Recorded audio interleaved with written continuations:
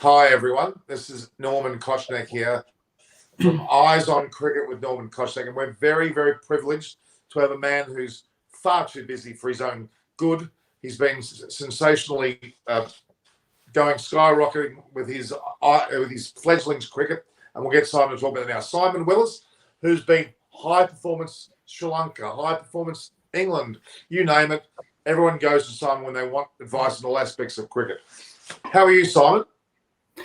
Very well, Norman. Thank you for that very kind introduction. It's been a hectic 6 months or so with the English summer, but a very enjoyable one at the same time. So apologies for not being on more regular, but good to catch up now. I appreciate that. And we've just noticed Munchie's come on early as well. Munchie's been a part of the program. You met, of Munchie, don't you? That's right. Yep. The Vernon clan. Yep, absolutely. Exactly. Now, Simon, obviously the IPL's done and dusted. CSK did very well. A number of the players out of Chennai Super Kings have come to the fore, such as even good old Hazelwood, Noah Ali. They've all performed well into the World Cup now.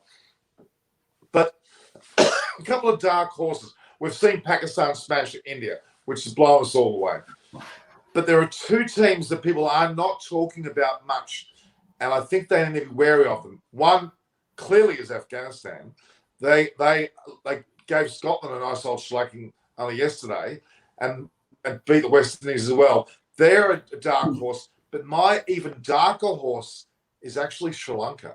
I think people are not aware of the depth of their team, and that's one of the reasons, if not the reason, I'd like to talk to you about Sri Lanka. You've got a great little experience, and as what David Graveney told me the other day, you specifically are aware of the Sri Lankan makeup. A lot of these young players that we don't know much about. So that's one of the reasons why I've got you to talk today, is about that. Before we lead into the matches, which are also, of course, Australia plays Sri Lanka on Thursday, and Australia better be careful because they're up against a side that could do some damage against them, I think, especially on a UAE pitch. What's your thoughts, Simon? Do you want to go? I'll let you discuss what you want to discuss. We might go through some players as well, specifically. No problem. Well, first of all, Pakistan were my tip for the T20 World Cup, so I was really pleased to see that they played. I just think you can never write off Pakistan in major tournaments. They seem to turn up when they need to and have the depth, particularly in those conditions with their spin bowling attack. So. So I'm hopeful that they're going to at least get through to the semi-finals. I think the pitches will play a huge part. There's no doubt with the conditions, the heat, the IPL already being there, the various warm-up matches. It's going to be hard for the ground staff at all three venues to produce belters. So I think pace off the ball, we've already seen it. Pace off the ball is going to be a key factor.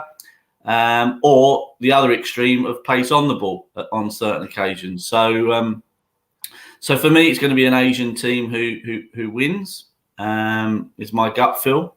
But talking about Sri Lanka, it's just great to see. It's 5 years since I started there, and 3 years, just under 3 years since I left.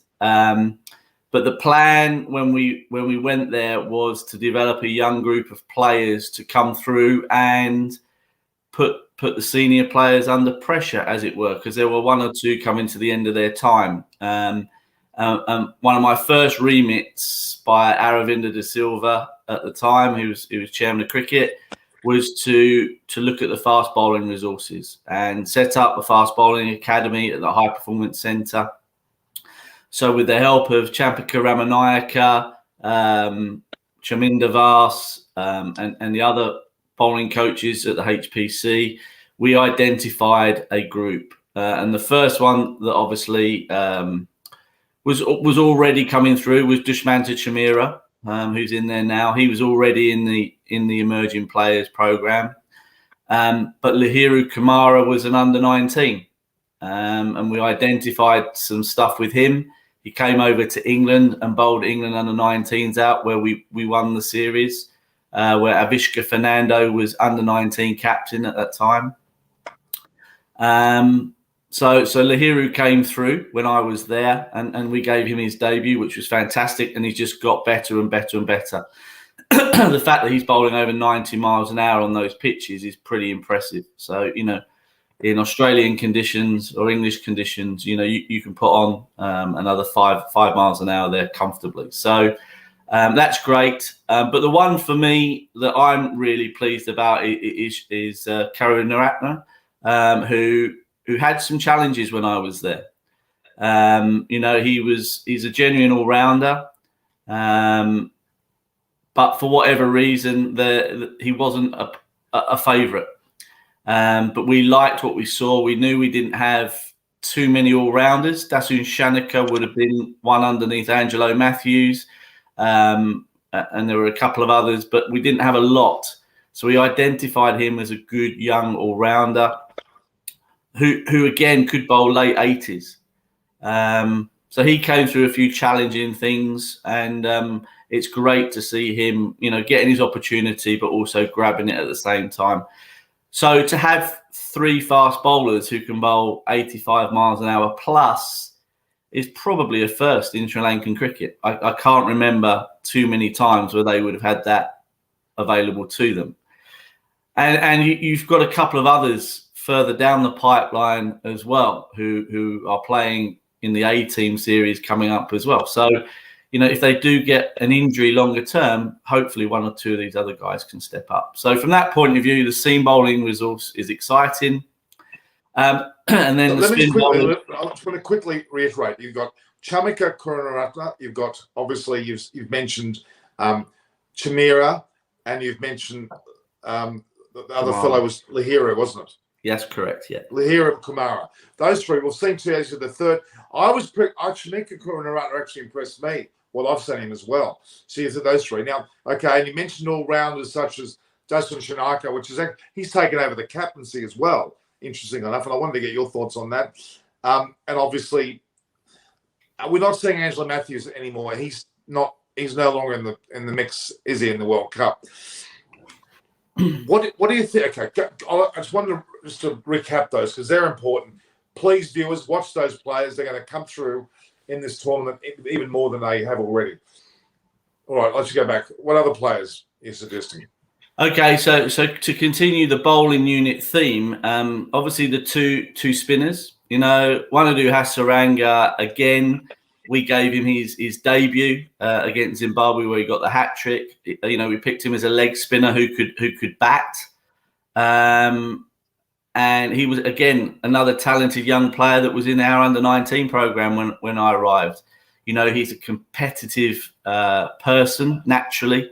He wants to win, and he gives 100% effort. So, again, for him to have come through and established himself as, I think, one of the top bowlers, top spinners in the world in this format is full credit to him, and the coaches who he's worked with, because he's actually ranked in the top 5. Isn't he top 5 at the moment?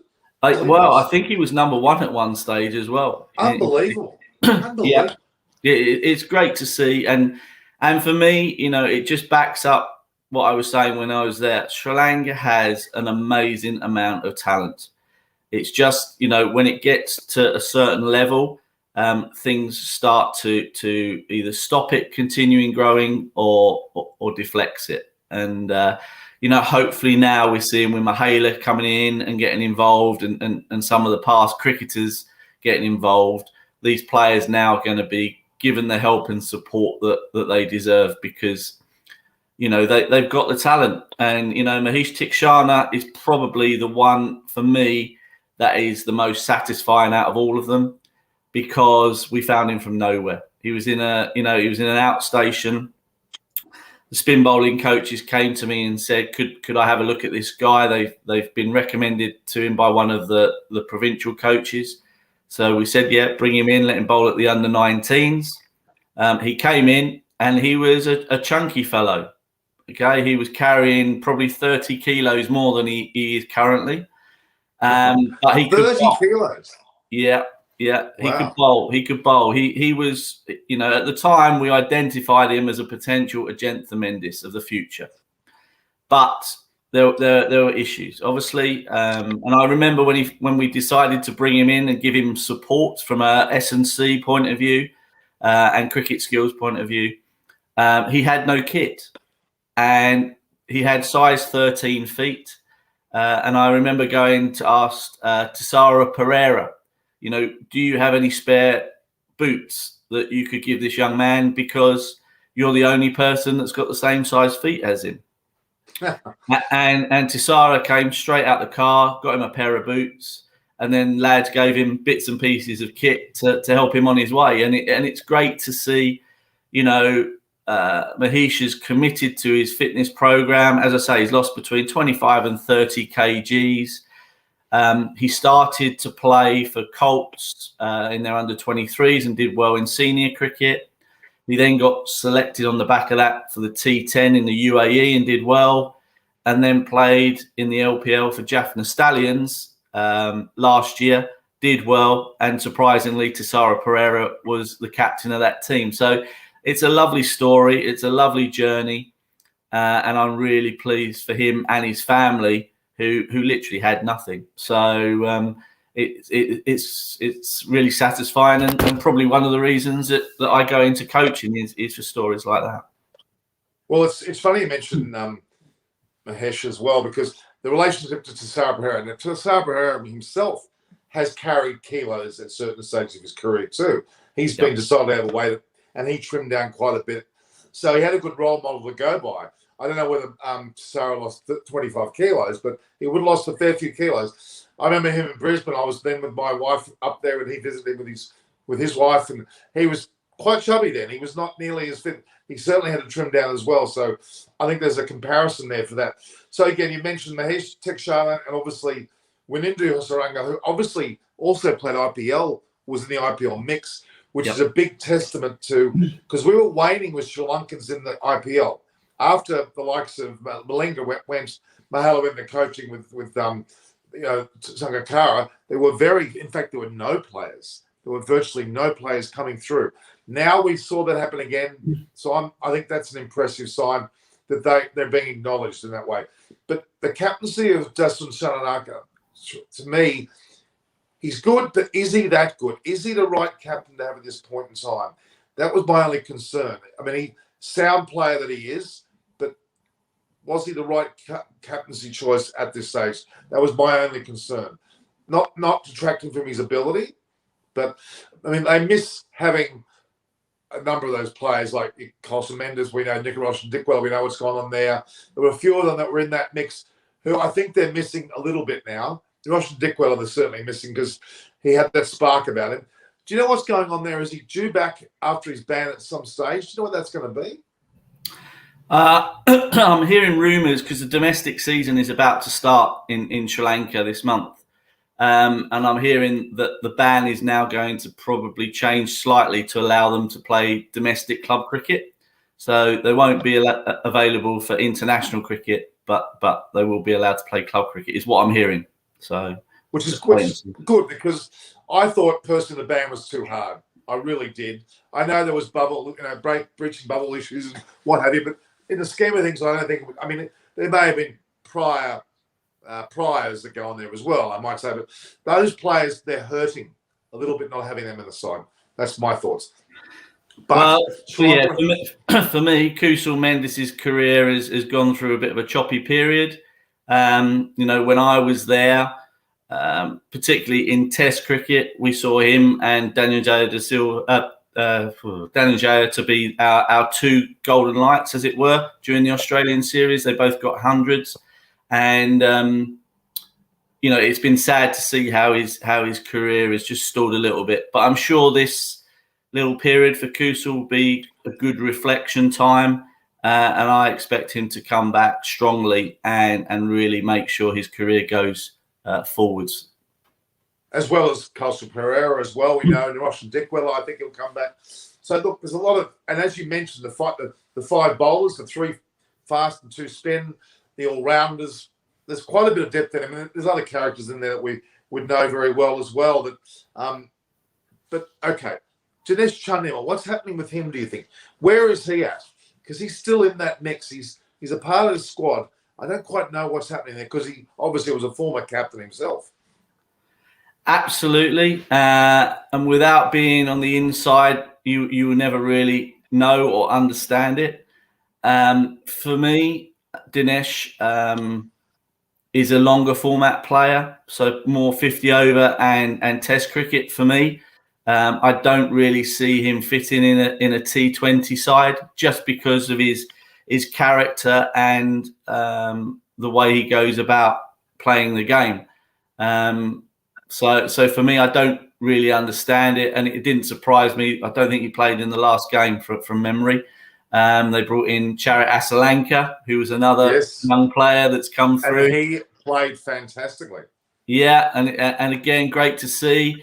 I predicted that he'll be a future Sri Lankan captain when I was out there because he was that impressive young man. This is Asalanka, yeah. Charit Asalanka, yeah. He played for the A team. Well, again, came through the under-19s, but played for the A team against England while I was out there, and was very, very impressive with both bat but also ball. He bowled off spin. I remember one of the Test matches. He bowled off spin in Kandy on a flattish wicket, and he bowled the complete middle session without being taken off, just because of his mindset and his ability to control one end. So for me, it's another fine young player who's grabbing his opportunity. But that game against Bangladesh put on a distinct amount of runs in the first World Cup match, 171, I think it was. Sri Lanka were down and out for a while there, but Asalanka came back very strongly, and quite frankly, he was very impressive. And we'll see that's a great test against Bangladesh, but let's see how they go against Australia. I think Australia's in a bit of trouble, if you want my honest opinion. I think that Australia against South Africa won the match, but very unconvincingly. I'm not sure whether you saw that, but it was extremely unconvincingly, to the point where really it worried me that they almost lost it against a South African side that were well under par. So that's intriguing. So clearly that match between Australia and Sri Lanka, what do you seriously think will happen there? Do you think Sri Lanka have got a hope because of the conditions? Look, I think Sri Lanka have got a hope because there's not too many players in that team that have played against Australia and got the scars of losing to Australia. So I think, that's a massive advantage. They've obviously been playing well, so they'll be high on confidence. And they've got a bowling attack that can take wickets. It's not a bowling attack to stop teams scoring. It's a wicket-taking attack. So for me, I think they've got a great chance. I think Australia, probably T20s, their weakest format, if I'm honest, out of the three. Oh, by far. In my opinion. So for me, I think it's even Steven and it's whoever plays well on the day. And I think it'll come down to match. It's not a due related match. It's a day match. I think it'll come down to bowling attacks, and I back Sri Lanka to win it. If I'm honest. If I'm being honest too, I think the same. Yeah.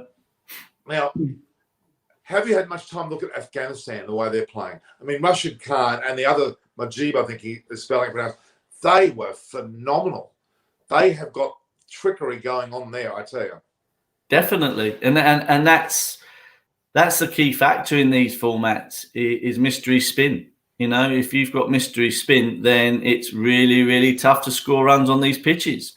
So for me, they're going to be there or thereabouts, no doubt. And I'm sure they've got people on the bench that they could bring in as well to add further challenges to the opposition with the ball. So yeah, you've got to remember a lot of these players have had a lot of time off. They've not played cricket, whereas in the past they're generally tired, played a lot of tournaments. So there'll be a lot of players motivated to do well here, especially with the IPL auction, due this year as well. So, oh my God, there are going to be 10 teams, and Lucknow paid $1 billion, basically, or £500 million thereabouts. That's ginormous. Absolutely, and who would have thought it when T20 cricket was started in England that we get to this stage? It's fantastic for the game, and fantastic for everyone involved. But the thing that really interests me is the way that the Pakistan team have gone in this match, the way they've been drilled. Like Harris Ralph, I'm not sure I told you before, but he had lots to do with me and a few others here in Sydney. He was here as a raw-bone kid, only played with a tape ball, lovely personality.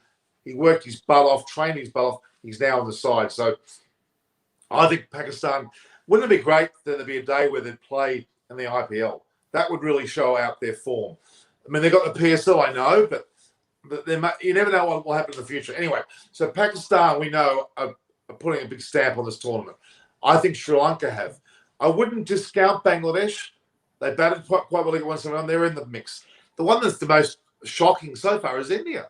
I mean, other than Kohli getting 50, their team was a bit like a deer with headlights in terms of their bowling. They were quite pedestrian. The batting, well, look, KL Rahul and Rohit Sharma are unbelievably good. They came across a Shaheen that was in form. But it'll be interesting to see what happens there. So the games today, South Africa versus West Indies, both given a bit of a whacking the previous match. That's going to be interesting to see the bounce back ability. I think West Indies will come back and win that. That's my thoughts. The other game today, of course, is extremely interesting. Pakistan versus New Zealand. After the way Pakistan just played, if they come out, hopefully they're not in an undulation of form, which can happen after a big. The danger is they've got a big high after having played India. They're going to come out from an almighty high. They may not have enough time to get ready for this match, but if they beat New Zealand, they're almost guaranteeing themselves a semi-final spot, aren't they? Effectively, because with Scotland, Namibia, they're going to knock those two off, you would imagine. Afghanistan may worry them, but they're going to do enough to make the semi-finals, which is intriguing. So, I mean, I think you're right. We could well see an India-Pakistan semi-final grouping, well, at least on Group 2. You may well see, I still think England are favourites in that group, but you may see a Sri Lanka get through. We just don't know. And you could see three, if not, or let's just say 3 subcontinent teams ready to go. It's going to be intriguing, actually. Very intriguing. So you think Pakistan, which is coming to fruition, what impresses you about Pakistan in particular? Look, like I said earlier, when it comes to big tournaments, they always seem to be ready. They seem to be in the mix. It's like they use a bit like India. They use some of the series, home series, away series, to find out about players, rather than actually focusing on winning all the time. They really do focus. It's like when they won the Champions Trophy in England a few years ago. No one expected them to, but suddenly they all turn up and they're ready to go. So you just can never write them off. But for me, it's their bowling attack. Reverse swing and spin. Anybody that's got that capability is going to be a threat. It's not. For me, it's always been about bowling attacks, this format. To win T20 matches, you've got to have 5 proper bowlers. Whereas there are times when teams go in with a few part-timers, and I just don't think it works. So for me, they've got a proper bowling attack, and their batters in these conditions, aren't worried about getting hit on the head, shall we say. They've got a little bit more confidence playing on these pitches, and a bit more freedom. So That's true. I mean, it is their backyard. It's their backyard, for God's sake, isn't it? This is their backyard currently. They've been playing the UAE for some time now, haven't they? So absolutely, it says it all. Yeah. All right. So I've just noticed that Munchie, there's a lot of people asking questions that we've been ignoring a little bit. Munchie sticking to England, India, Pakistan, West Indies, which was my 4. What's your 4? Yeah, I don't think West Indies will be there. I have to be honest. I think West Indies have got an ageing team, and I think this is their last swan song as a group. So I don't think West Indies will be there. I think England will be, India will be, Pakistan, and I'm going to put Sri Lanka in there. Yeah, I have originally put the 4 that Munchie put in. Based on what I saw with the West Indies in the IPL and the like, I thought there may be enough there. But after getting out what was a pathetically low score, we're going to see the true test today when they play South Africa. West Indies should beat South Africa convincingly if they're realistic about their chances. And South Africa, I'm not sure what your thoughts are there. They're mind-blowingly crazy, not having du Plessis, Tahir.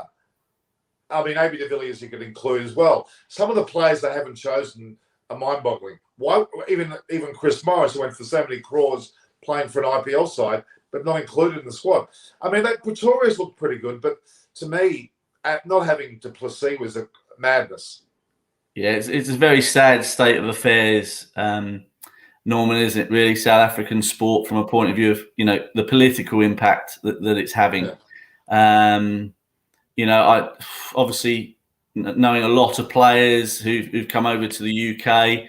A couple of guys playing for Namibia at the moment. David Visa was a South African cricketer. You'd get a hell of a team out for guys who are playing for other countries or have played for other countries or not selected. So for me, I see South African cricket on a slippery slope. I think it's going one way, and it's very sad to see. I don't see them being very competitive, for some time unless things change. Well, you can sense it in the manner of a Quinton de Kock. I can see the way the drooping of his shoulders, his attitude when he bats. He's somewhat showing signs of being defeatist. He really is not at his best. He's been stuffed around as well from being captain 1 minute, captain not the next. Bavuma, look, I'm not knocking him as a player, but he's not captain material in my opinion. He actually admitted to being scared before the match against Australia, which is a bizarre admission. I mean, even if you are, you don't come out with your press conference saying, I'm scared. It's a rather bizarre way to start a press conference. Yeah, there's a lot going on there. I mean, they've just released the Steve Smith interview, so I'll post in a minute. Don't worry. Australia's got some implosion going on as well. Don't you worry. There are some real issues there in terms of who's going to be captain of the future, who's going to be coach of the future. The current rumour, are they really with the current coach? There's been a lot of speculation about that. Travis Head and I think it was Travis Head and Matthew Wade were on the outer with the previous selection panel. They're trying to get themselves back on the inside. There's a bit of dissension there. Steve Smith thinks he'll be the next captain when, in fact, no one has said so. When your coach and current captain know nothing about that. There's a lot of these camps growing in Australia as far as the team's concerned. And now that Ben Stokes has been selected for the Ashes, that's a huge plus for England, isn't it? There's a lot going on there too. But yeah, it's pretty obvious. We haven't even mentioned Australia in terms of this particular tournament. Really, they're not a T20 strength at all, and they've never proven to be. So okay, Simon, I know we've got limited time to sketch you, which I'm really appreciating. Who's going to win this? Pakistan, you're saying? Well, Pakistan will be my tip, so I've got to go with them. Yeah, absolutely, 100%. As I say, the other three teams that I've mentioned, India are an obvious threat, and England have got some great depth to their team. So it's going to be exciting to see it all unfold. I just hope that the matches in the evening don't kind of have a trend of the Jew factor kicking in, and it's win the toss, win the game. That's my only question mark against this tournament. Well, at this stage, that's exactly what's happened. Mm-hmm. And even in the IPL, I don't know whether you saw that match where RCB and Kohli chose to bat on an obvious bowl first wicket, and then they lost, and I still don't know what happened there. That was okay. It's ironic. We've had a toss now for the West Indies South Africa match, and South Africa won the toss and chosen to bowl. I love it when they say on ESPN, they've got this bad habit of saying South Africa chose to field.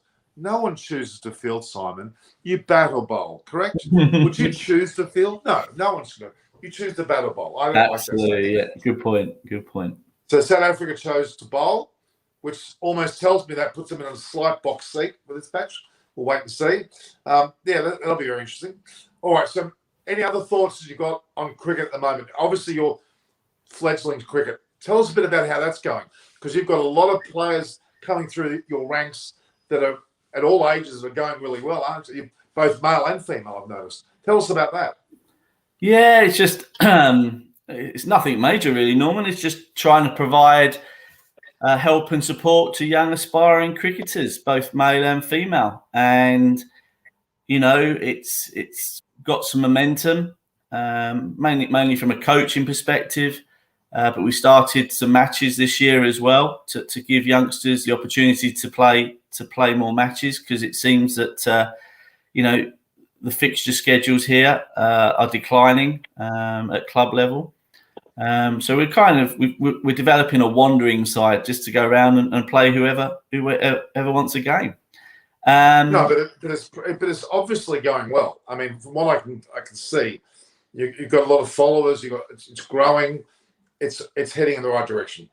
Yeah, absolutely. And you know, obviously with COVID, we had a few challenges. So you know, we'd love to develop an international academy here next summer. You know, where players from overseas can come and play club cricket and get coaching and support from us.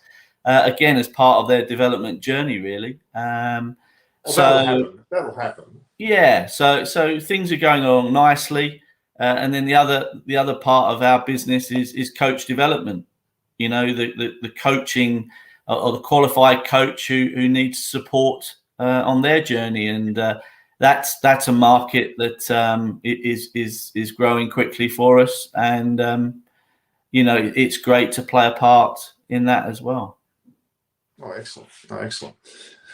So, Simon, you're always welcome. You know, I send you enough links anyway, but whenever you've got time, you know, we'll have a bevy of people coming on. David's been on a number of times. He enjoys it, especially talking about the way that England's coming to the fore. Now, the England squad, we haven't talked about them that much, but really, Adil Rashid was amazing.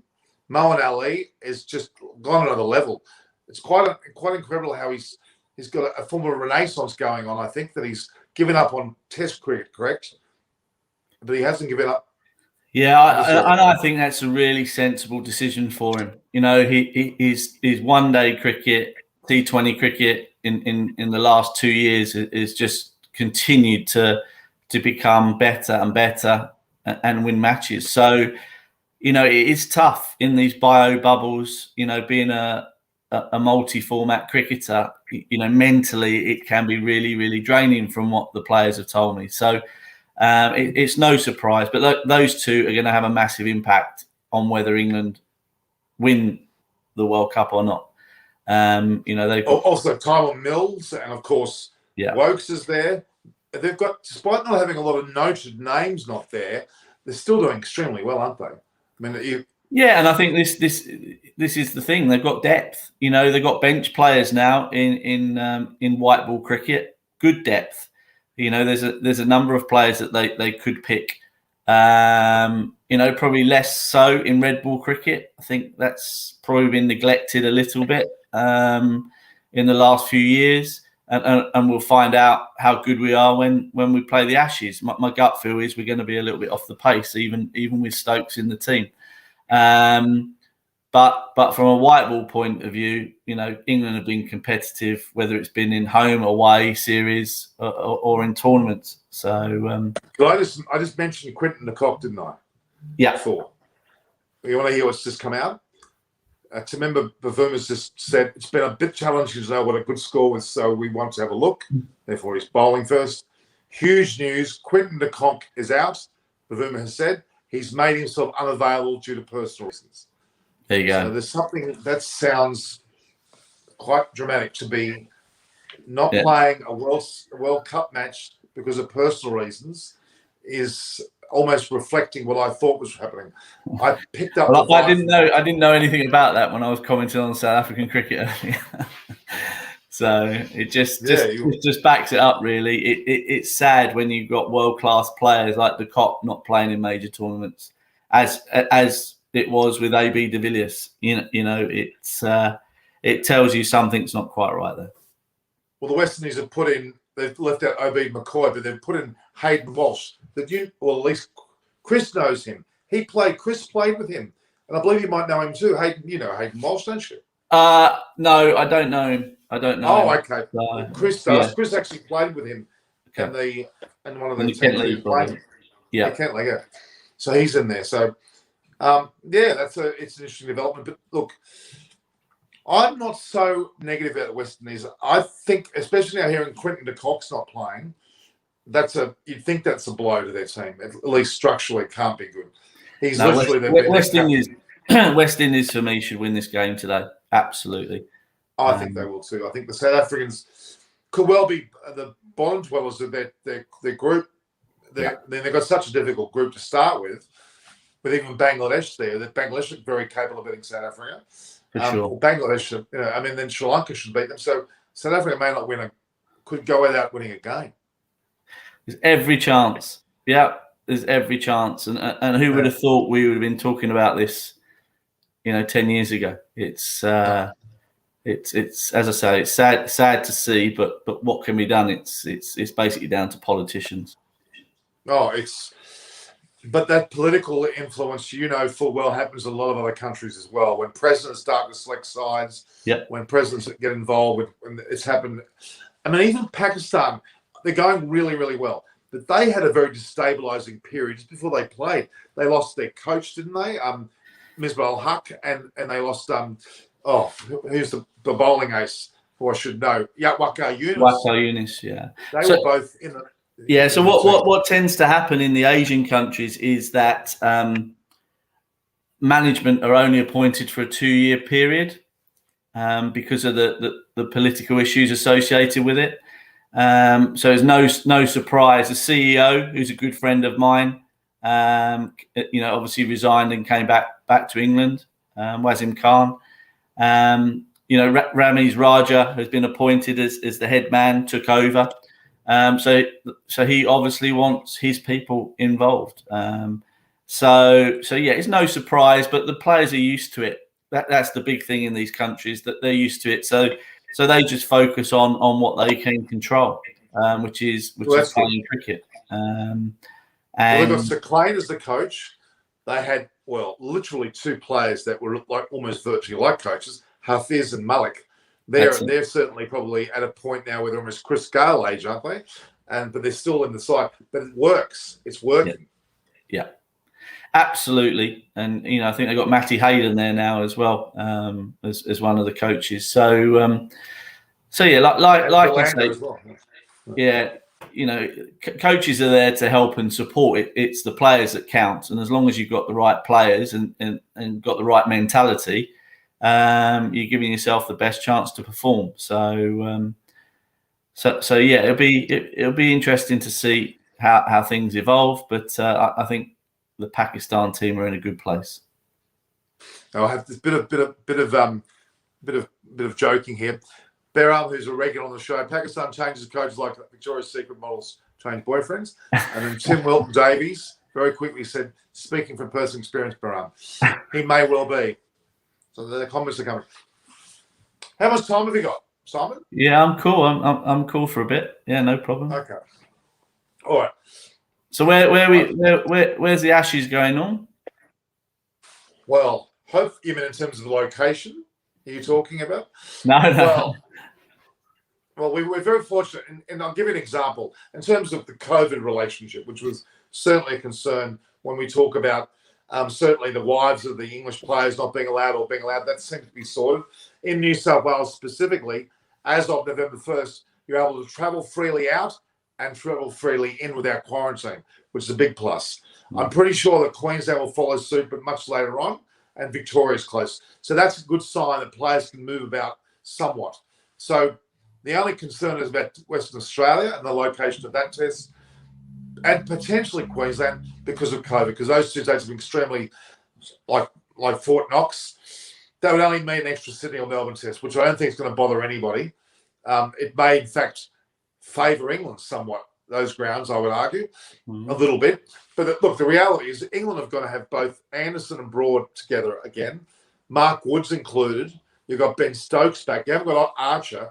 England are firming. I believe England are firming. I actually like the England batting lineup. I think they're stuck by Zach Crawley. They're stuck by him. David Milan's got a Guernsey again. I don't mind those players for Australian conditions. Australia are still, Justin Langer's gone by May next year. That's fact, almost. He's not going to renew his contract. He may go earlier. Then you've got an Australian team which doesn't quite know its opening partnership.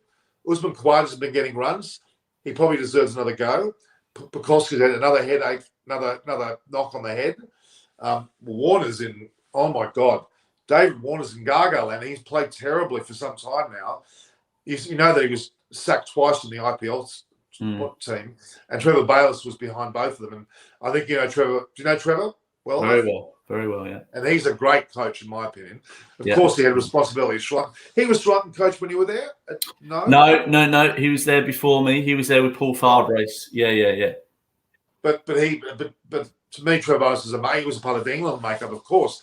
He's a great coach. So he doesn't suffer fools too much, and he didn't take to Warner's not announcing. Did you see that game where Warner for Sunrise Hyderabad was captain and did not actually bother to say the four debutants, the Indian debutants for that game, passed the sheet over and said, guys, you work it out. And he was promptly sacked the next game. Well, so Australia's got a lot of woes.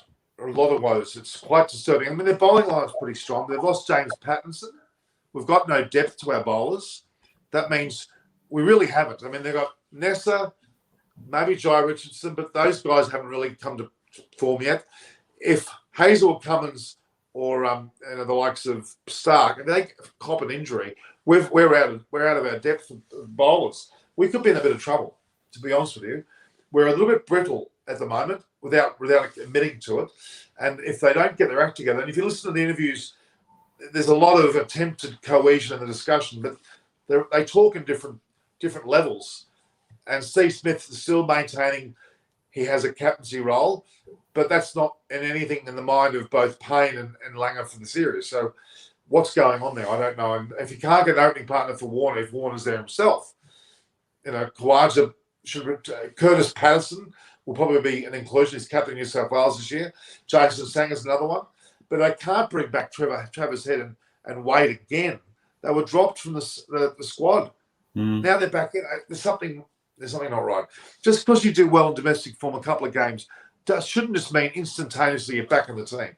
That's too, there's a reason why they were dropped in the first place. And I think Stokes' inclusion is huge, don't you?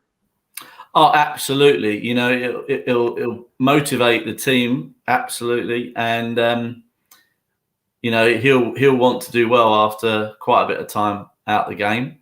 I think it's going to come down to the batting lineups. I really do. Who's going to score the most runs? And if you're looking at England's batting lineup, it's been so reliant on Root for a good couple of years. I think Australia will win. I really do. I don't think it'll be a massive win. I think it'll be a tight series because of the reasons you've given. I don't think either team's got a dominant batting lineup, but I just feel Australia at home in those conditions. I think they've just got a little bit more. Having said that, though, we lost the last game we saw Australia play Test cricket at home at the Gabba against India, and they have not played a Test match since then. Yeah, fair comment. That's a long time. England's had plenty of Test match experience over the summer. So that's why I think England are a better place. Australia has not, they're not even playing as Afghanistan. That game's been virtually called off as well. So they've got no Test time at all. All I'd say is that England have played a lot of cricket, but that means they've been in bio bubbles for a long time as well. And psychologically, unless England start well, if they go out there and win the first Test match, that will help. But being in the bio bubbles, talking to players is tough. From a mental health point of view, there are a number of players who have had to have time out the game or have struggled, particularly if they've come back to county cricket. They've just, said the bio bubble side of things has had a big impact. So, England have not got a great record of winning the first Test match. I know they did in India last winter. but they don't have a great record at starting well in the first test. So, as I say, it's going to be tight. But my gut feel is saying Australia for some reason. Okay, on that bubble scenario, if they don't play in Queensland and WA, which is very much on the cards, and they keep it New South Wales, Victoria, and say South Australia, we may well see no bubble at all. Okay. Well, that will play a big part, and that could play a big part. Well, we're going to have 90% plus vaccination rates, which will basically determine that it'll be free movement. So then you would expect the players wouldn't be necessarily in that same control either. So there's a very good chance that certainly in New South Wales and Victoria, despite there being COVID numbers, the rate is high enough of vaccination that will mean that they'll be able to keep out of that. The other funny thing is I'm sure you've heard if you've had booster shots going on in England. Well, I know people have gone to the airport recently, COVID-19 negative and double vaxxed, and couldn't leave because they were given a prick test and there was no vaccination in their blood and were told to go home. Wow.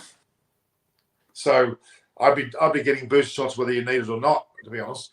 Anyway, it's a lot better than what it was, even though the numbers are higher. I mean, Melbourne's got still 1,400 new cases a day, but vaccination rates are very high.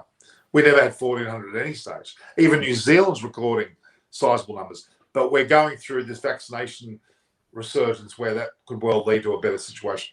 But no, that's interesting. Look, I think the Ashes, you're saying Australia, I'm saying England.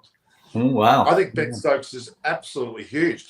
And the dissension in the Australian ranks that we're hearing in the papers is especially around Justin Langer and McDonald's being the deputy there. And he has the room, so to speak, whereas Langer doesn't have the room. That's a bit bizarre to start with. Whether we get a Jason Gillespie next May or whether we get a Trevor Bayliss or even the likes of a Ponting floating around with names as being a future Australian coach. But Justin Langer's not in the good books with the players anyway. What's the background to that, Norman? Because I'm a bit off the pace. Okay. A lot of reasons. I mean, he's been very tough on the players and in some cases overly tough. And then there's the management side, the coaching, it's not the coaching side, the captaincy side of things, where the supporters him playing and Steve Smith coming out mid-year saying, I'm going to pledge to be the next captain, and Langer saying, no way. And there's an element of dissension between Smith/Warner and the camp. That's one thing. But it's just that he's been too heavy on the players. It's been a very stressful environment. Apparently, he took a lot of, the expectations were extremely high, and it dealt with it in a very difficult way. He's, despite being a lovely guy, as I know it, and I mean, you've got people that know him very well as well. Lovely guy, but his coaching technique is full on, perhaps overly so. And it's not been, it could have been a combination of the bubbles as well. But then again, Australia haven't played much bloody cricket, have they? No. And then how many of the players went to the West Indies? How many of the players went to Bangladesh? Hardly any of the squads. They didn't. All the players that they fractured. Some went to the IPL. Smith was saying he won't play IPL to get ready for the he won't play World Cup to get ready for the Ashes. Then all of a sudden he's playing for the World Cup. There's confusion all over the place as to what's going in the background. And look, I'm not saying Langer's not a good coach. I just think he's gone too hard, and his expectations were too high. And players had their back up against it a little bit. And I don't think that Wade and Travis Head were well liked under the Trevor Holmes so-called selections. And now that we've got George Bailey in now, that may change things. And they've used Tony Dolomay's come in. Now Tony Dolomay's more of an administrator, not a selector. So what's going on there? There's a bit. The only positive that Australia's got for Cricket Australia is Nick Hockley. He's a great CEO. I think he's doing a good job. But there's still this element of uncertainty going on that's especially around Justin Langer. And look, there was a strong suggestion he wouldn't be coaching the Ashes, but he is. But he's gone by May next year at the latest, which is not very. That doesn't. Even if he wins the Ashes or the World Cup. Yeah. Well, first and foremost, he won't win the World Cup. Let's put that to one side. Never say never. Yeah, if he did, it'd be like that famous ice skater that everybody fell over and he went across the line. I don't think Australia's even going to go close to making the semis, to be honest. They'll be just above South Africa, if you ask me. As far as Ashes are concerned, with Ben Stokes there, look, and Darwin Milan, I mean, really, you know, he and Zach Crawley in Australia will handle it quite well. They both are batters that will be suited to the conditions. So I don't think England are as bad as people think. And I mean, they rely on Joe Root. I get that. But no, Anderson and Broad, they'll be one of their last. But Anderson, come on, he's been really good, hasn't he? Oh, look, he's been outstanding. I will never ever question what they've done, but no. you just question what's in front of you. And for me, when England have been successful in Australia, they've got tall bowlers that can bowl quick. You know, and that's what worries me a little bit about our attack. Is it's a little bit samey and lacks pace, and I think that could be the difference between your attack. You know, Stark, Hazelwood, and Cummins and Stark in particular. Hazelwood will be your grinder that just, you know, works away hitting a length, and the other two, you know, going hard at us. So. I think someone's already put it up there. You know, Tim, you know, said Jimmy Anderson always needs a few overs to get up to speed. I think that's a fair hang it out in that first Test match. So we shall see. It's always an enlightening view, and but it is interesting how you're saying Australia, I'm saying England.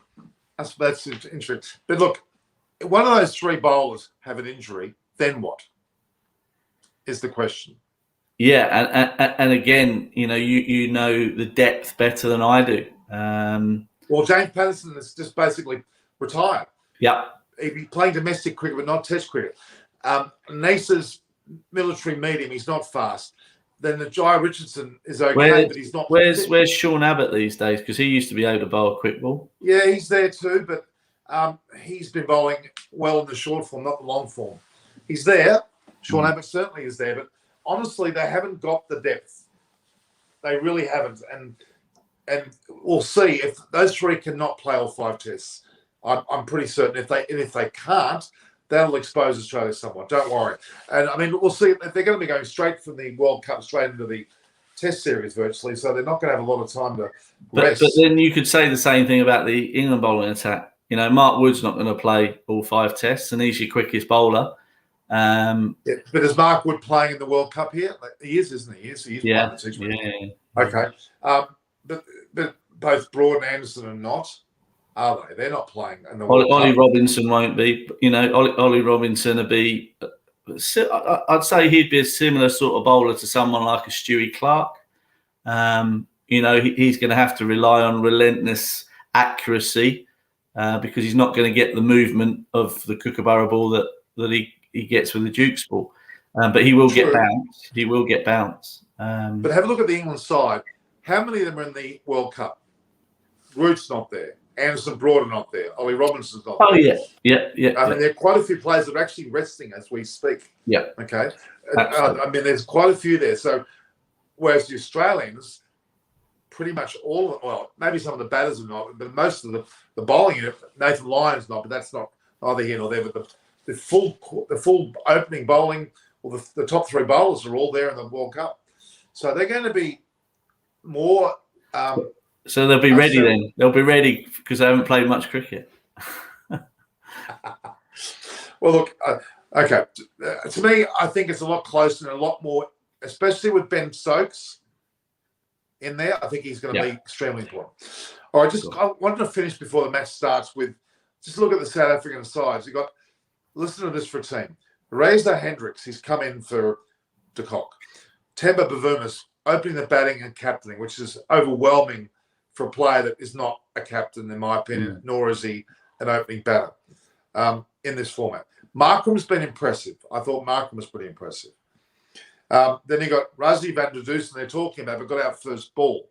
So I'm waiting to see him do something. And then you've got David Miller, who's pretty damn good. he's an all-round capability. Definitely, yeah. Henrik Klassen, he's now the keeper, actually. I thought he was. He looked okay in the previous match.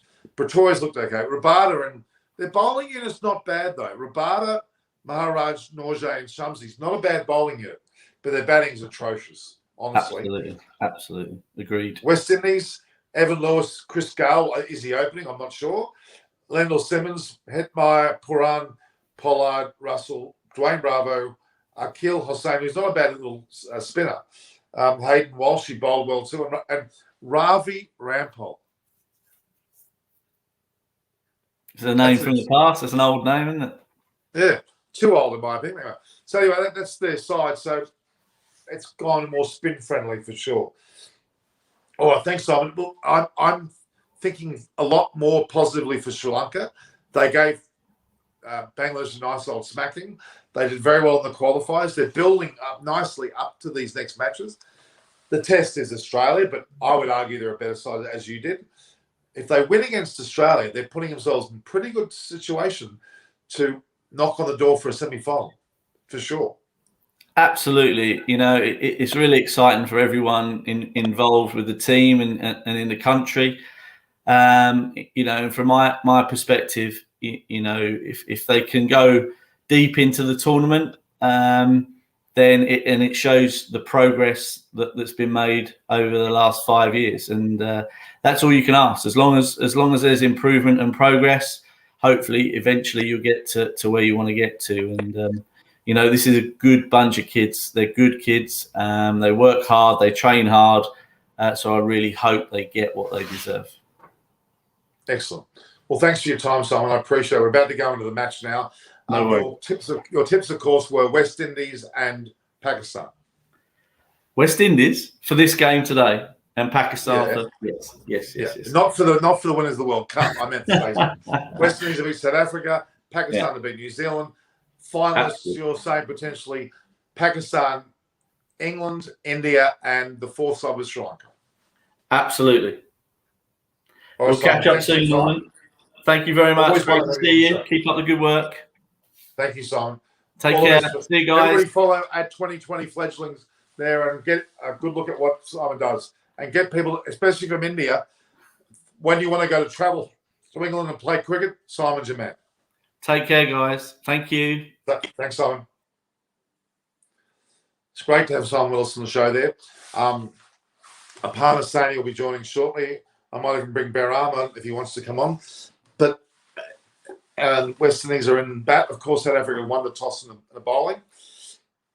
Lendl Simmons is with Evan Lewis opening up, with Aiden Markram opening the first over there with his spin. I'm not going anywhere, guys. Tim and No Name, I'm not going anywhere at all. Pakistan win today against New Zealand. We've just about seen Pakistan move themselves into a semi-final spot. They beat India and New Zealand, the other two top teams in their side, and they have Afghanistan, Scotland, and Namibia. They should beat Scotland and Namibia easily. That means they'll win 4 of their matches. And Afghanistan, you would argue they should beat them too. They could win all 5 of their matches and be a definite semi-finalist. Hopefully then with India to join them. And then on the other side, England, you would think, depending on how things go, West Indies or a Sri Lanka.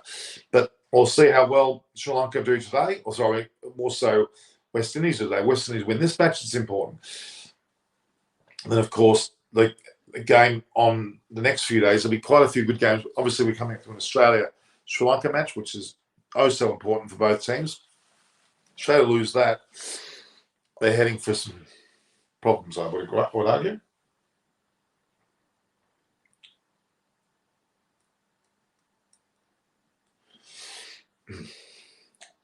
So, guys, we've got quite a program here. Pakistan winning today would then make New Zealand versus India a literal quarterfinal. You're right. That's true. The India-New Zealand game will become extremely crucial, especially for India, and clearly for New Zealand as well, because really Pakistan win today, they're odds on to beat the next 3 teams. So they'll win all 5 of their matches, their group matches, puts them through to semi-final without doubt. Then they play potentially. They're going to be first. Then potentially in their group 2, with Group 1, a lesser side like a West Indies or a Sri Lanka to play Pakistan in one of the semi-finals, which should see Pakistan go right through. And then in England versus in India, which will be a very difficult match to call. But if India get through, then we could easily have that. My video is lagging a lot now. What do you mean by lagging? What do you mean by lagging? Oh. You're not hearing me? What do you mean? Can you explain? Everybody can hear me clearly, I hope. Okay, I got that now. Okay, good. All right, so we are looking at a situation where, we've got the game starting now. Linda Lewis and Aiden Marcus bowled it over for 4 runs. It's quite tidy. You would never have thought South Africa with their Rabada, Norgay opening lineup would have something like that going on. It's quite bizarre.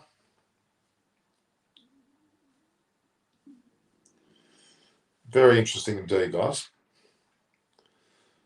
Let's have a look here. Very interesting indeed, guys. I'll try to work it through. Okay. Buffering. Very interesting indeed. Yeah, I've just heard that. I don't know what it's doing. Let me have a quick look, guys. Let me just see what I can do. The whole, all that's going all right. So is that better? Tell me, guys. All right, we seem to be, okay. Can Afghanistan, with their starting spin attack, upset big teams? Afghanistan certainly can. They're in a position. Yash Campbell doing it. On paper, RSA looks lost and weak. It certainly does. I mean, really, the West Indies should take hold of this match. We've got Rabada bowling his first over. Very interesting situation indeed. So I'm going to stay on for this match, guys, and we're going to talk about this match leading into the Pakistan match against New Zealand, which is a blockbuster to say the least. There's no doubt about that's going to be very important for both teams. You'd think that would be the case. Parnasani's not around, but India will win this World Cup. I'm getting a message. I think India have to pick themselves up a bit off the ground after being knocked to the canvas by Pakistan. Pakistan, they beat New Zealand there, then really on the box seat to go right through and play into a semi-final berth, which is highly critical. But it should be against if they win their group, it'll mean England will play India in one semi-final with Pakistan versus either a West Indies or a Sri Lanka in the other, which will be a little bit hard to comprehend that one for sure.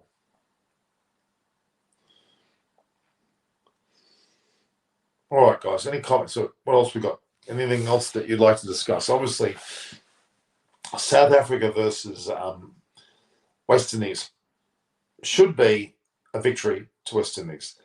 West Indies should be able to do South Africa as they've got a side which is capable of beating South Africa indeed. Bhawanesh Pandey today, if New Zealand win, so India will have difficulty to qualify. If New Zealand win,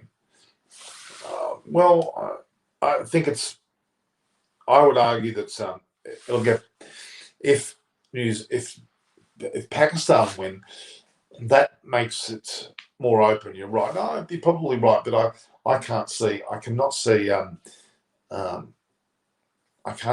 Pakistan losing to New Zealand on the form we saw. The other thing is there's such a high from beating India the previous, only a matter of 24, 48 hours ago, from such a high to playing a New Zealand team. Could be a little bit hard to adjust, and they might come out a little bit, off a high. They might be a little bit lackadaisical, a little bit. You'd hope not.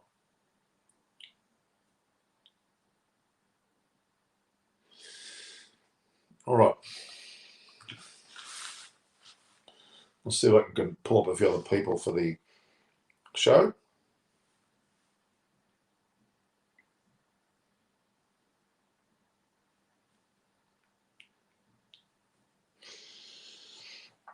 So let's see who we can get on. Baramarani. Nice.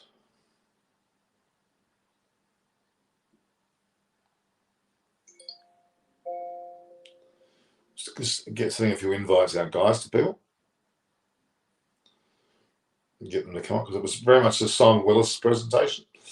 Simon Willis, of course, is the high performance coach for a number of sides, including England and Sri Lanka. Very impressive indeed.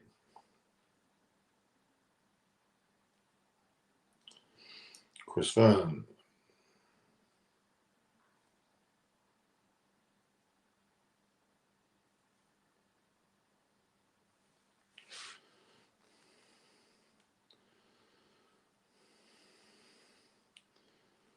There we have quite a few players. Naresh, Gargi, see that.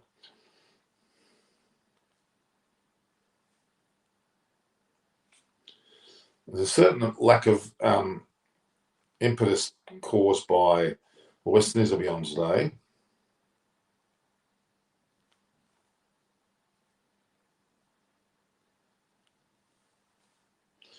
I'm just trying to get a few things sorted, guys. Bear with me a minute.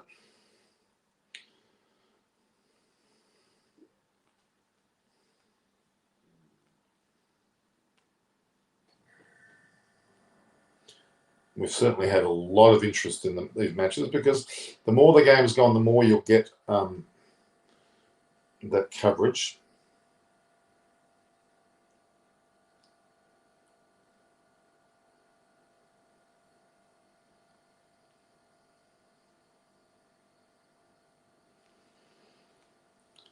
I'm just trying to bring people on. We might just see whether we can get. Okay, so we can never overlook the fact that Pakistan is a really strong team. They need to get rid of the unpredictability tag. People will take them seriously. Well, they're going to be tested today because they're coming back from a situation where they were on an incredibly high point, really quite high. It's quite damning indeed. The partner that's meant to be here.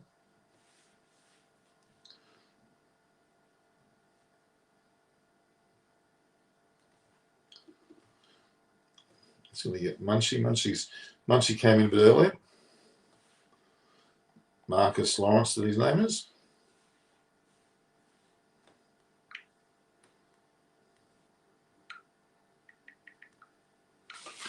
Okay, so yeah, the Pakistan game is becoming more and more pertinent because, of course, what we've seen with the Indian match, of course, the way in which that series has gone has been quite phenomenal. Let's be honest. I mean, that's an incredibly impressive match in the scheme of things. Don't know whether they've got the match on there. Because people have gone and done what we asked them to do. Here we have this. The ask. Hi, Quick Legends. Hayden Markham has certainly come on bold. I don't know. Arkham's Bavoom is there. Hayden Markham with his spinning. He's not known to be their spinning option. West Indies are quite cautious about the way they're batting. I mean, clearly, you know, we're a long way from them. A long way from knowing where this match will be at, because pretty important for South Africa and West Indies, probably more so important for West Indies. West Indies deserve to be there. They deserve to be in the mix, and we're not seeing that at this point. So let's have a quick look here. We've just got making sure that we've got a few things here. But it really, I mean, Quick Legends and No Name, as we put it, we need to, you know, get some information on this game. To me, there's amazing interest in this series now. Really, quite amazing. Well, South Africa winning the toss and to bowl is probably the right thing to do. Whether or not they've got enough firepower of South Africa to keep that to bat well enough for the second is interesting. So West Indies or Sri Lanka are the teams that Simon Lewis picked. He thinks more Sri Lanka, actually. England is certainly in the mix. Then you've got, obviously, Pakistan and India. They're the ones that have been most impressive as far as we're concerned. South Africa looks destined to. South Africa are really off badly. Well, they're doing okay at the bottom at the moment. I mean, for heaven's sake, West Indies are batting quite slowly, but they might have a big crescendo towards the end. They're trying to make sure they don't lose their wickets. They're none for 8 into their 4th over. It's very slow. We should see an explosion happen very soon. Scotland showed their wares, unfortunately, against against a very red hot Afghanistan. Afghanistan absolutely clobbered them. Didn't know what. It was a very poor situation there. So Simon Willis, earlier in the show, talked about a lot of the Sri Lankan players and the way they've come through. He was Sri Lankan youth and their bowling and the unknown capabilities of some of the players is certainly there for the impression of what's going to happen. A lot of the teams don't know how to face these bowlers. Let's look at the first example. Australia have not faced all these young Sri Lankan bowlers. They're going to be pretty much trying to work out what the hell's going on when they face them. And you don't really want to find out in the middle of a match, do you? You want to be able to find it prior to that match going ahead. So that's going to be interesting to see what happens there. But the West Indies, really, they haven't lost a wicket so far. They're 11 into their fourth over. 8 and 4 overs is a slower run rate than the Test match. What's going on? Well, let's just give it another over or two. I think Evan Lewis and Lendl Simmons will go nuts very shortly. And they can turn the match around very quickly. They're going out of their way not to lose early wickets and probably be away from the Rabadas. But Rabada's there to hit as well. To me, Rabada's a bowler you can get to because of the sheer pace that he bowls with. It's quite impressive indeed. So, let's see. Let's see. So Sumanth Shastri saying, I'm feeling crying after loss by Pakistan, but credit has to be given to their board. Exactly. There's no point in crying about it. Look, it's better for a team like India to lose their first match like that rather than the last match. Really, Shastri is still there. He's mentally going to say, right, we've been beaten. It just tells you that Pakistan will come out firing. And they're going to be there. And it'll mean that it could turn out that India might play England in the semi-final, which is a lot more difficult than semi-final. But we know India can win that and then play at Pakistan in the final. Oh my God, what a final that would be to have Pakistan versus India. Due factor favoured Pakistan. It did. Yeah, winning the toss was essential. So is it probably here as well. So let's just see what actually happens, whether winning the toss is going to be a significant thing here as well. We'll see. Evan Lewis is starting. He's just hit a 4 and a 6. He's kind of just taken to Rabada actually. So look there, just these two games a little bit of a start. This loss is a reality check for Team India. Hope they buckle up or book on one-way tickets to some other country. They're not going to lose. I think that's one of the last ones they'll lose. India will bounce back. But they're going to be watching very closely and probably hoping that Pakistan actually do beat New Zealand because it'll just make their semi-final berth a bit more palatable. Evan Lewis and these two, under 20 off, they're going to pick up the post. It's picking up now. Virat's legendary. Well, let's feel sorry for our king. Yeah, had he won the toss, he would have bowled first. And may have been a very different complexion of the match altogether. Let's not forget that. All right, so Evan Lewis is on 14, having hit a 4 and a 6. His strike is 100. Little is a bit more marked, a bit more controlled. You'd have to say that this,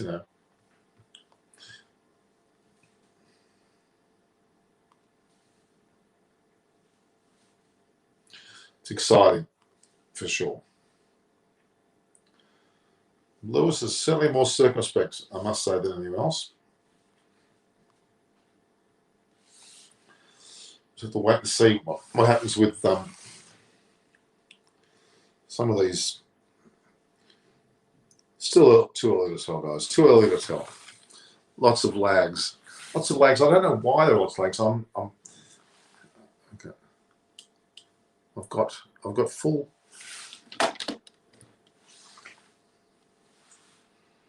Is that better, guys? This is winning now would lead to a muddle. Okay. We'll be right. It's just the time of day. It's probably a bit too much traffic going on, guys. So that was a shot there out of the ground.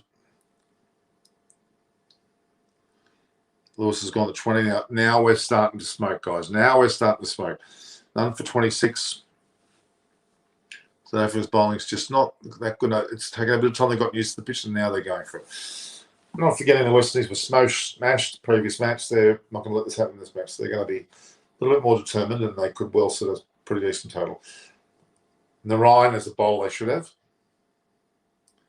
So New Zealand's known to surprise everyone in the World Cup. Well, they're going to have to do some pretty. They're going to have to show their wares against Pakistan early on. That's going to be a bit of an ask, if you ask me.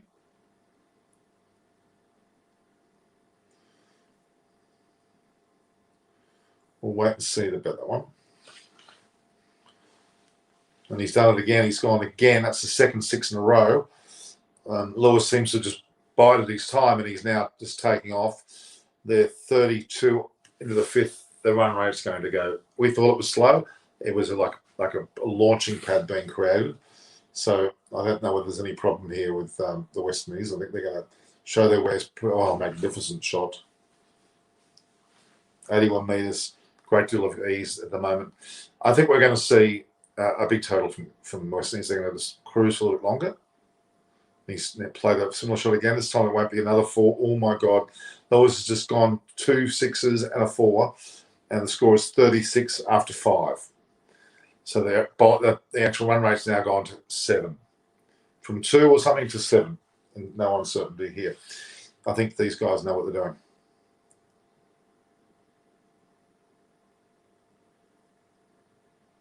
Yeah, it's true. Rizwan's just mentioned on a commentary, Debash saying that the amount of stress in their situation. Finally, I was worried where they would be going with 2 runs and they will that don't worry on. South Africa, bye-bye. If New Zealand West Indies keep this up, West Indies will crash through South Africa. And West Indies may have this. We mustn't forget, early form can be distracting. Not with Pakistan. Pakistan will deservedly have they beat New Zealand, they're through to the semis. But other side of West Indies had a poor start, they could still come back. India will certainly come back. South Africa, I think they're going to go further down. And Australia will meet a very informed Sri Lankan side and will also have a bit of difficulty there as well. So let's just see. So the projections already, Norgay's coming out. He's a much better bowler. Looks like Lionel Simmons is not quite in form. He's struggling a bit with 4 off 11 or 12. So he's struggling, whereas Lewis has got 30 off 19. Well, maybe in their partnership forming, they can get their act together. Let's hope.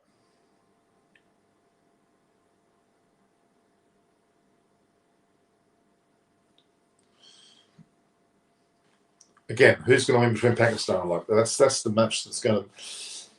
This match at this point, you would argue West Indies should really bring it home. South Africa is out of their depth at the moment. They're going to struggle to beat any side. I think Bangladesh will either knock them off. Sri Lanka certainly will in this form. There's another good shot. No, it hasn't quite gone where expected. Lewis is basically teeing off now. That he's got to be careful, Evan Lewis, not to just tee off and get out. As they did in the previous match against England, they've got to continue this way, but in a manner where they're in charge. Now, where are they playing? They're playing at Select Dubai.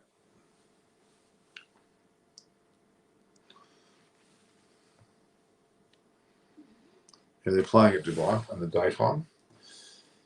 Norgay's a very good bowler, but Evan Lewis doesn't care too much about whether he plays good bowler. He's just had another magnificent 4.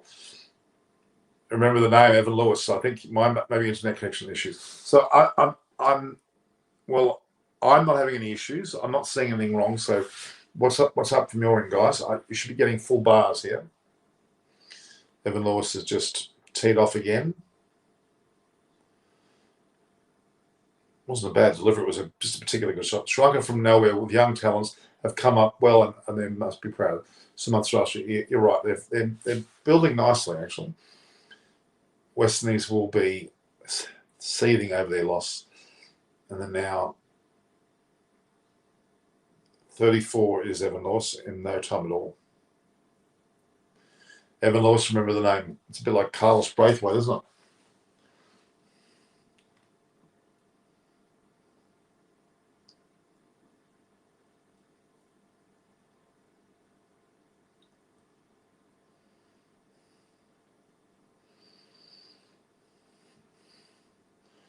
Another good shot. Not quite. Yeah, there's a reception problem, guys. Your voice is too lagging. Harsh, just give it a minute, Harsh. Stop. It'll come. Okay, it'll come. I'm not aware of it. It may be a mobile problem because I'm getting full bars.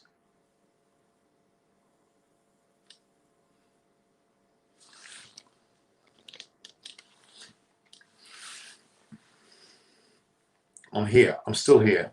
Just bear with me, guys. Maybe the time of day should be clearer now.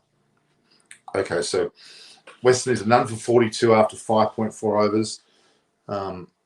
Having not lost a wicket, they're in a good position. Simmons is not taking off yet. And some poor keeping there by Klassen. No Quentin de Kock. That's a huge. They have got no batting at all. Really. I mean, Aiden Markham can't do it on his own. Bavum is subpar. That's it. But Van der Plussen last one ball last performance. So, did a catch? Klassen had no idea. Klassen's getting protection from ball that he should be catching. Not good keeping. Is it 3-6? It could affect the lane.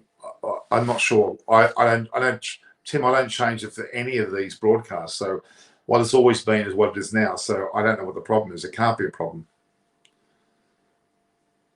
Scotland batsmen were not able to touch the ball. It's about Russia and they've over all those systems.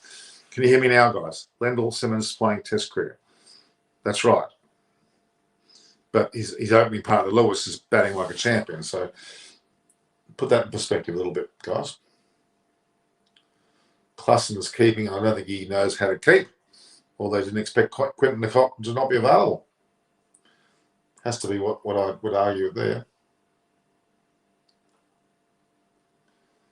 We can hear you, and I thought so. We can hear you. I'm not worried about the hearing. So Keshov Maharaj, really not a bad bowler, but only had 5 T20 international career matches. More of a test player.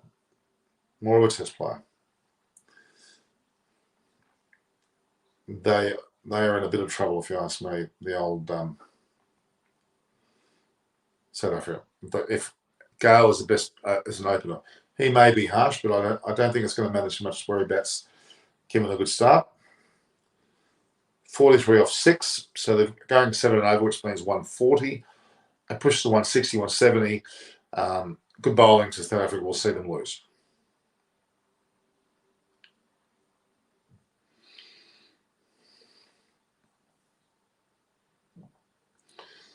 Evan Lewis is in form. No doubt about that.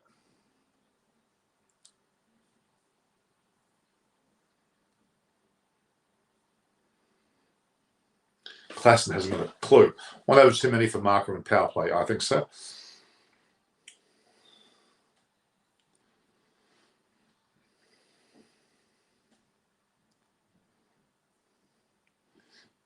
Maharaj is a good bowler, but yeah. Evan Lewis doesn't think so.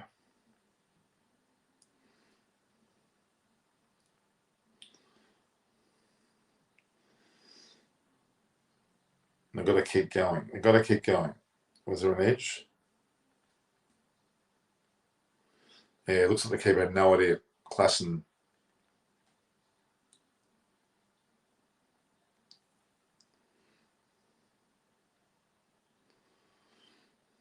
Now, the Haley Smith, he's a pretty good player. I'll also look here. Maharaj is doing pretty well for a first over. What about this 360-degree camera? So first IPL, and now we're waiting with it. Yeah, I'm not that big a fan of it, actually. I wonder where a partner is.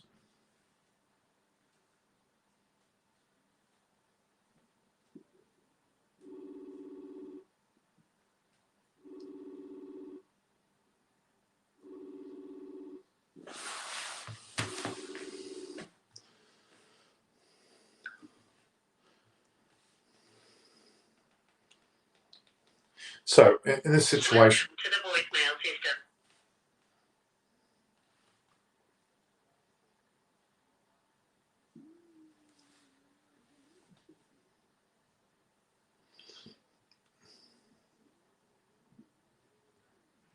Welcome. yeah, not impressed with the phones.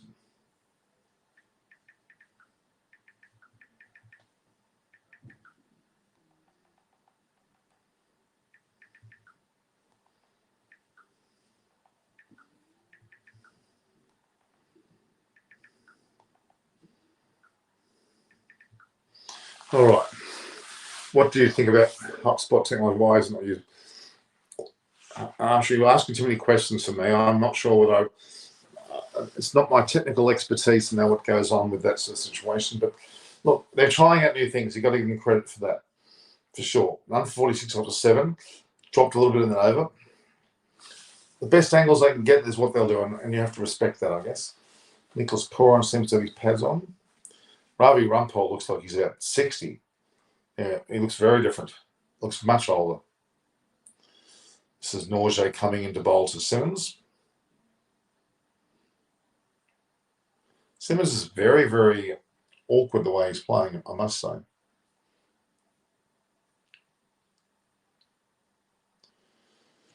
Gale, Hetmeyer, Puran, Pollard, Russell. Some pretty good batting, really, there. Dwayne Bravo, Hayden Walsh, they're the two that I was talking about. They're the ones that I'm impressed with their bowling. A lot of slow bowling, a lot of Dwayne Bravo type bowling, and Andrew Russell are going to play feature a lot in this. Ravi Rumpole, yeah, I'm not sure why he's in there, but he is. Wendell Simmons is having all sorts of issues. 7 off 17, what the hell? Yeah, that's my thoughts.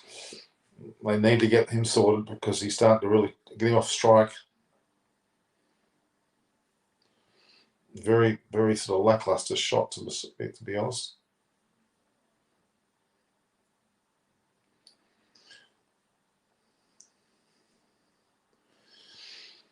Yeah, Simmons is slow. You're right. Westings are difficult to beat on a flat track. Let's have a look here. Yeah, Wendell Simmons is trying too much. He's over-trying his situation. It's becoming a bit frustrating to watch. The run rate's starting to dwindle very quickly. Evan Lewis has to come back on strike. And he will. He will.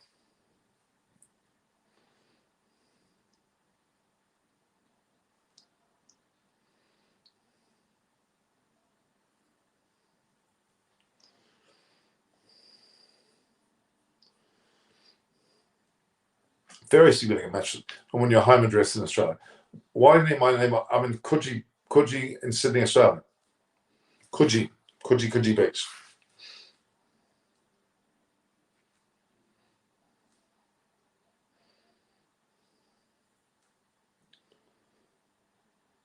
Yeah, they've done very well early on. My home address is in Coogee Beach, which is effectively Coogee, Sydney, Australia. Klassen had no idea what he was doing with the keeping then.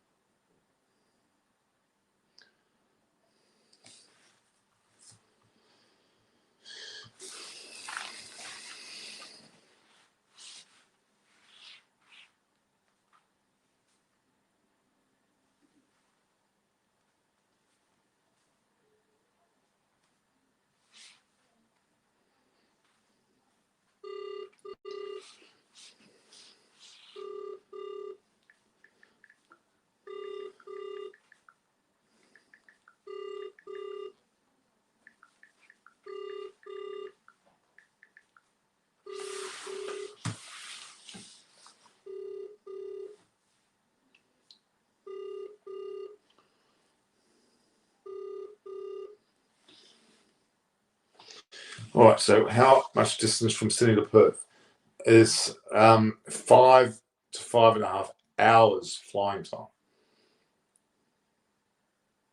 5 to 5.5 hours flying time. So, my God, it's probably into 20,000 kilometers. Probably not that far, but it's Around 5,000 Ks probably. 5 or 6,000 Ks. 47 after 8, so they've just fallen below 6. But now that Evan Lewis is on strike, we should see some fireworks.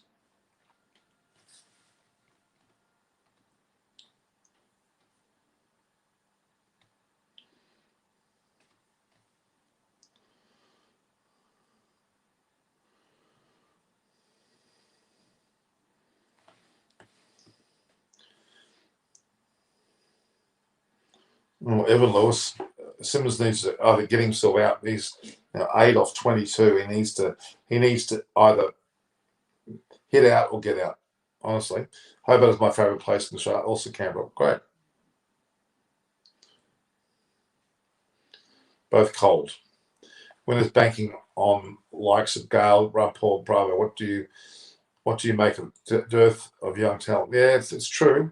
But then Pakistan are using Malik and Hafiz. They're not exactly young either.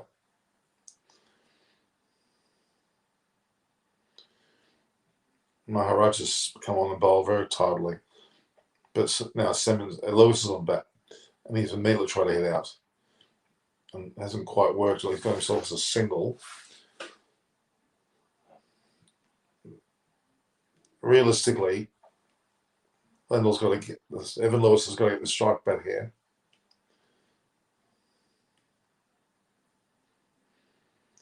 New Zealand versus Pakistan is next match, Simon, as we know. So that'll be interesting. That'll be on before too long.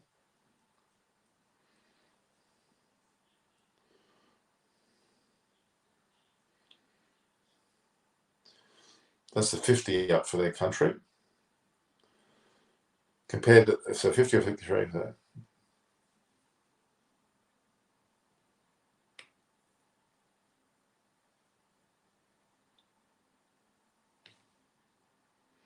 Oh, magnificent shot from Overlow. It's just picked up with great ease. And that's the difference. He can come in and do these things. And a couple of those sixes will bring that run rate right back up. What do you think about Shami being abused on social media? Everyone gets abused on social media, Harsh. Nothing to me. I can't. I'm not going to. You're on social media, you cop it on social media. If you don't want it, you get off. Social media is not the end of the world for these guys. So after 9 overs at 56.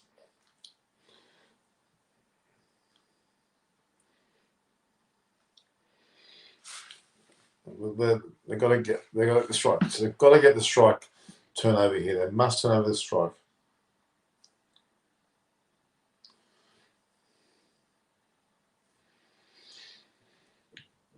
Big game next one, Pakistan, New Zealand. If Pakistan win that, they're through to the final. Ravi Rumpel looks great. Christian, more do you think? Normally, people in India say, but no, it wasn't fixed. No way you can't fix it. No, they wouldn't have fixed that. No way. No way on earth. No, because it was such a bad loss. I think that's an understandable sort of knee-jerk reaction to it, but no, that it was not the case. Shumsey's on now. He'll make a bit of a difference. But, it's going to be based on them containing the likes of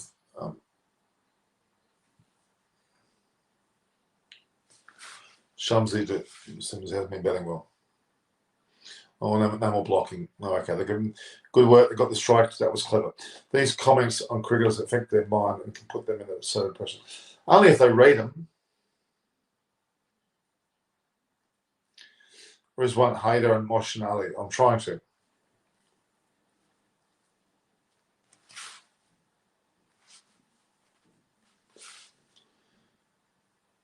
India defeat is a tight slap on toxic Indian media, pseudo hyper nationalists and word of mouth ex cricketers like Harper Shah. They only made a mess if you listen to them. Evan Lewis should smack him in the ground. Could they go for 2? No, they're not going to go for 2. Really, after 10 overs, they're going to be around 60 odd. They need to really go for the next side of it.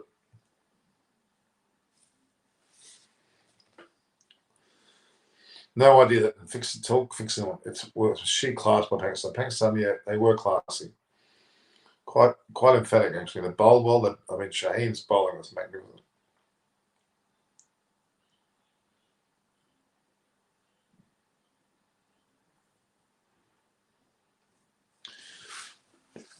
Lendl's starting to worry me.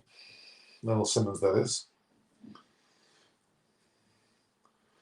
Need to sort out very quickly what's going on with him because he's now taking it in. They need to get rid of him. That ball in which KL was out was no ball.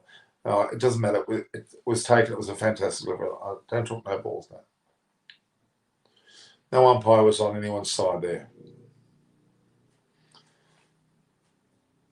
He was outside. Simple as that.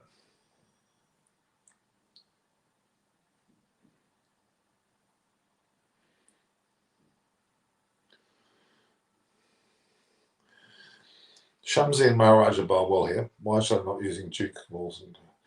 That's been a tradition. They use Kookaburra balls. Evan Lewis is absolutely clobbered Shamsi. What a shot. I think that's 50 to Lewis, and he's looking in ominous form on 32 balls. Norman, you share sports tech on your community, but Harsh, would you drop that? Harsh Gupta, would you stop asking about that? I like what sports tech do, so stop asking me about it. You asked me before. Asked me why do you keep it? It's in Hindi because it's important for people to get an ability to watch it. I rather like what Vikrant Gupta said. Stop asking about it. It's not a bad thing.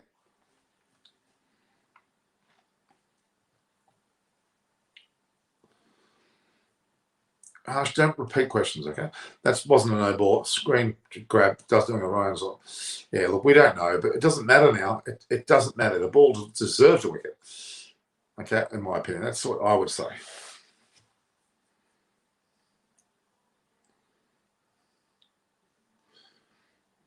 And there's a decision here. Oh, it doesn't work it's out.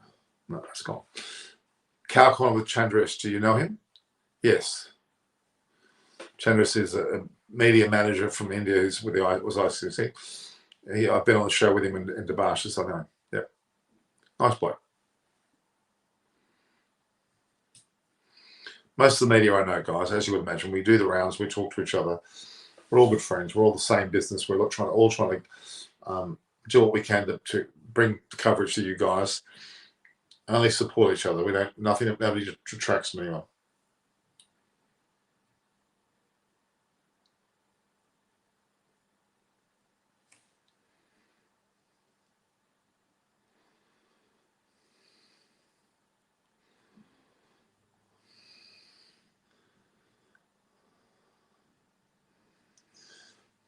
So, in terms of genuine coverage here,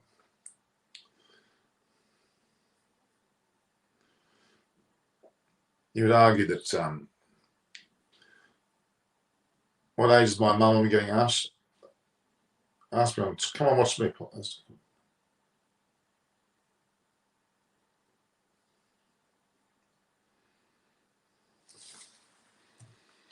Yeah, why has Quinton de Kock Mavesov unavailable? What is the unavailability? In the middle of a World Cup, you don't make yourself unavailable. Why are you not used to Duke balls every time in every format? Look, it's horses of course. It's a bit like having people on the left-hand side of the road or the right-hand side of the road. It's a choice the countries make. We use a Kookaburra in Australia. Duke ball is used there. The SG ball is used in India. Horses for courses. The Duke ball is used in England because it's swing ball. We use it in Australia, we'd probably get more bowlers swinging. So why would we use it? Is the question. Thought on David Miller conclusion. I think David Miller, he's got the potential to be good. So I don't know. Ashwin might never play in the World Cup. I tell you what, if Kohli has his way, that's going to be the case. Missing Javed is not in India's match. I don't think there'll be any Javo in the UAE. He'll be pretty heavily, may not be allowed in the country.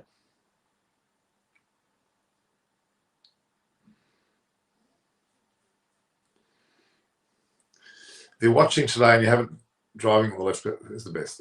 Yeah, I think so too. To me, Guys, if you're watching, please view and then like and then share. If you haven't liked this video, please like it. Don't just watch it. And then share it. And then encourage others to subscribe. Please, it helps me. Variety has got different type of balls, different pitches against the gaming issue. I agree. Java was at another sports event last week. What a sport event.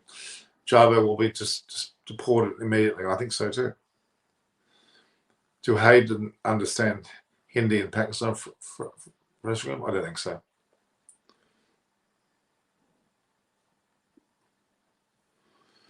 At least Simmons has got to have a wriggle on now. I think he's got to get out. Lewis should continue. The White Kookaburra is boring. We need the Dukes. Okay.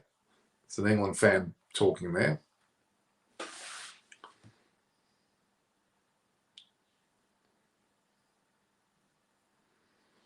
Oh, Lewis has not got a hold of this, or has he? He has. He has well and truly. He's 72.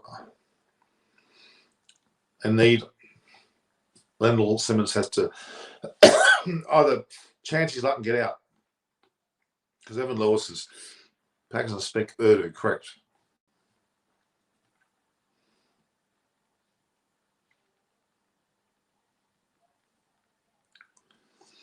Now, Lendl Simmons has got a chance his luck now.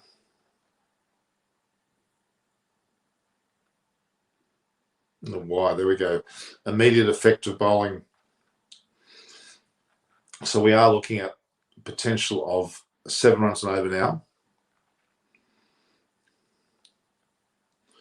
Has he gone on that? It looks like he has. Oh no, he's out. He's been caught. The wrong person got out.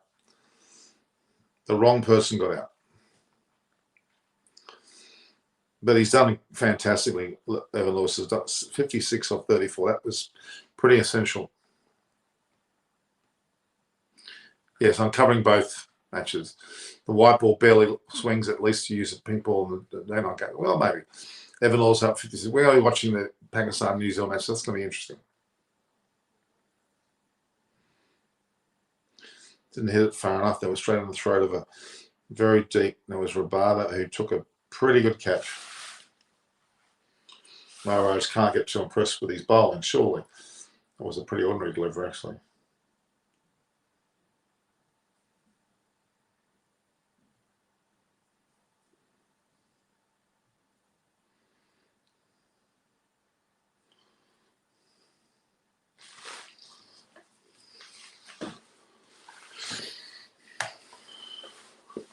A quick look with it.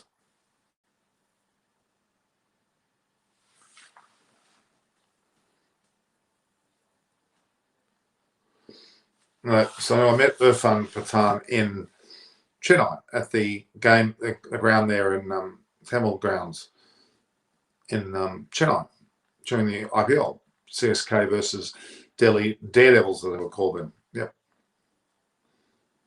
How much of an impact Hayden could have possibly made? Joined it. I don't think he made it. Maybe calming influence, perhaps. Lightheartedness.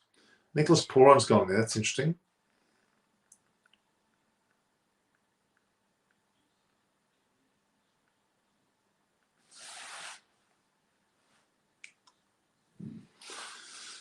Okay. Lendl's going to start to gamble. Simmons is just plodding along like he's in defense mode. Get the fuck, excuse the French. I'm not impressed with Simon's batting.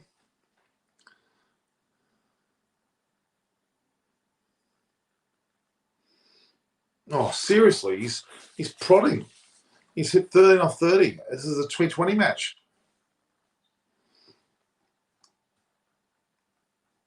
Why they didn't back Garland? I don't know. They should have just let Garl go in there and go get loose.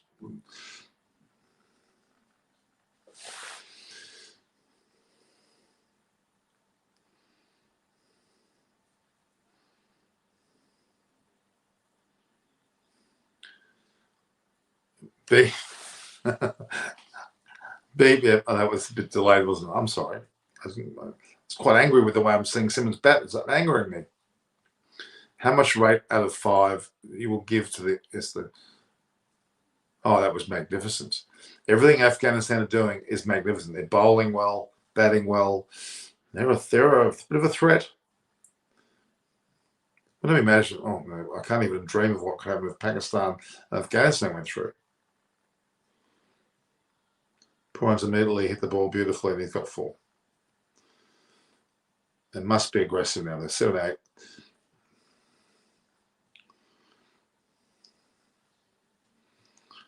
There's plenty of runs out there. Hey Norm, did you know that Irfan Provine is movie star now? He is playing an antagonistic in a movie now. Oh, I didn't know that. Afghanistan, watch out. Very, very interesting. Pakistan will beat him.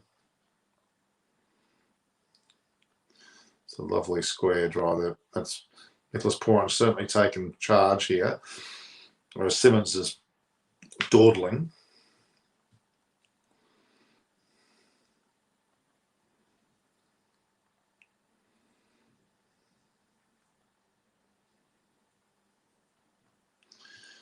Look, West Indies, they've got a bit of firepower there. 1 for 82. So 12 overs. They need 2 more to make it 7-8 and over. Not bad.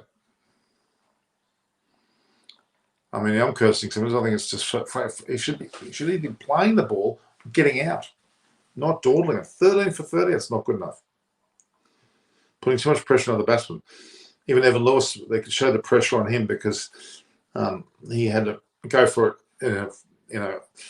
Had to go for it in an extra manner because of the fact that Lionel Simmons is just blocking.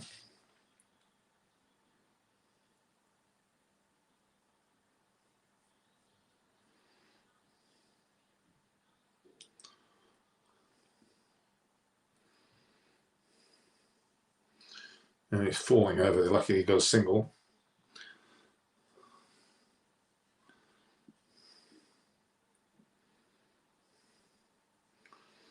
Why would you run out and block it? 14 of 31, that's atrocious.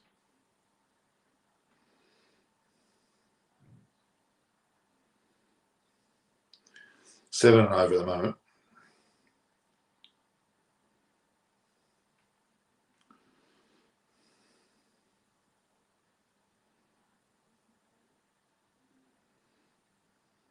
One ball left.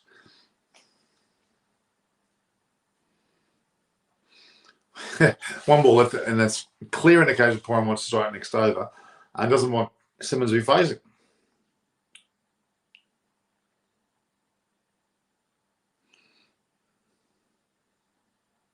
They've run 2.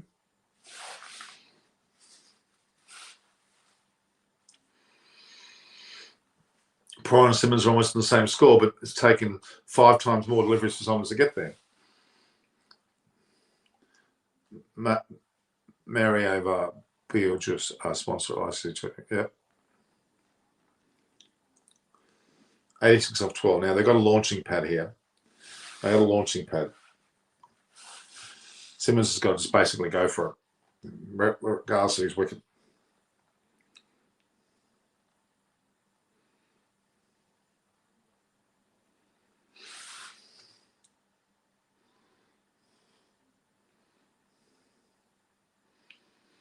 Okay, that's what you want. Simmons to get a single and get somebody hit the ball and strike. Wait, QDGG was dropped because of take a knee. Is that right? Wouldn't go on his knee. Was he dropped? He wasn't dropped. I think he was just basically personal reasons, I was saying. So Quinton Cox got a bit of a racist problem, has he? I didn't see that.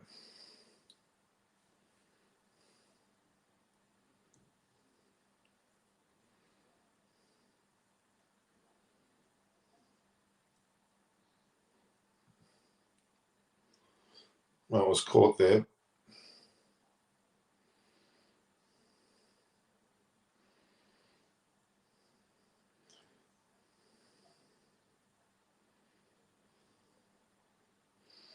Nicholas Puraan did his job. He was going for it, so I'll give him that credit.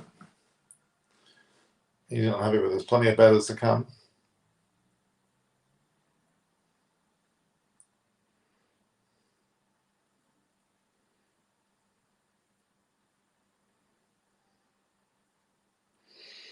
was a fair catch. It wasn't an easy catch by any means. Now, Narayan's not in the squad. That's right. Should be. Any of the IPL stars should be in these teams. They know the grounds. They play well on the grounds. There's no question about that.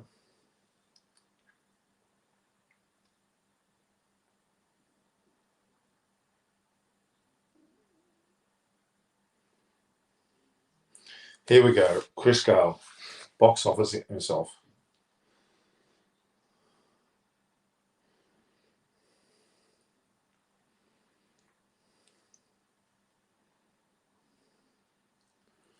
Whereas Gale is here.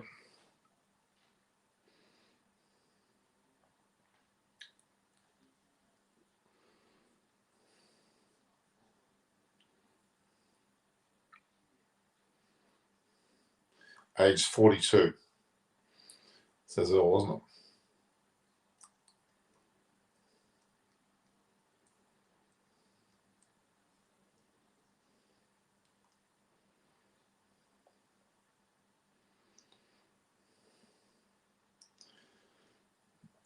Gale needs to launch almost immediately here. QDK certainly does.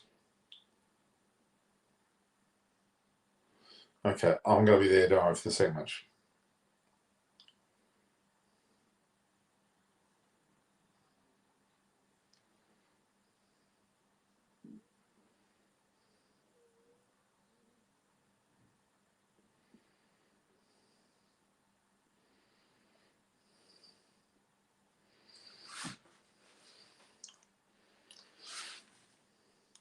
Lionel Simmons is 15 or 30. It's shocking.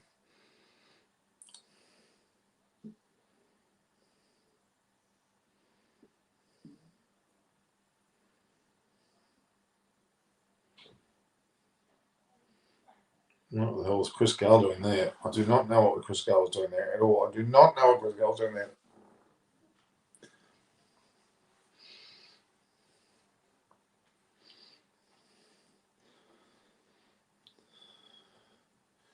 Chris Gale's laughing. Oh, I'm not laughing. Well, nobody's laughing at you batting there. Chris Gale, you're 42. Stand and deliver if you have to, but don't muck it up.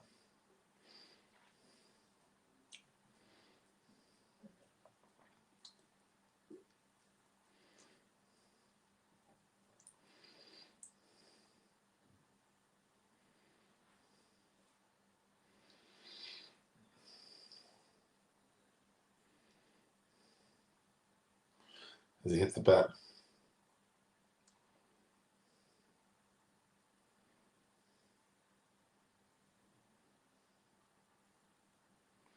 Doesn't look like it.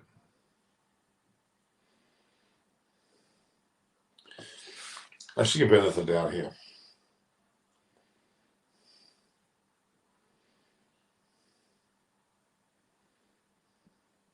Uh-oh. Umpire's call. Impact umpire's call. Review retained. Not out. Poor rifle. Not out.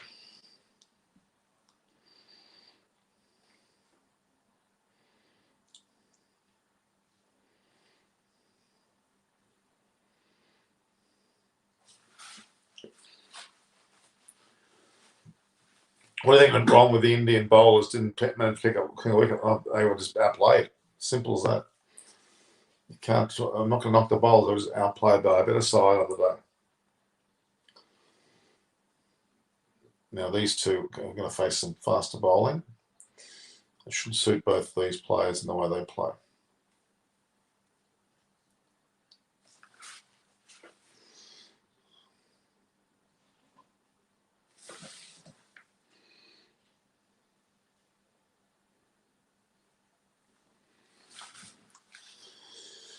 Let's see how they go.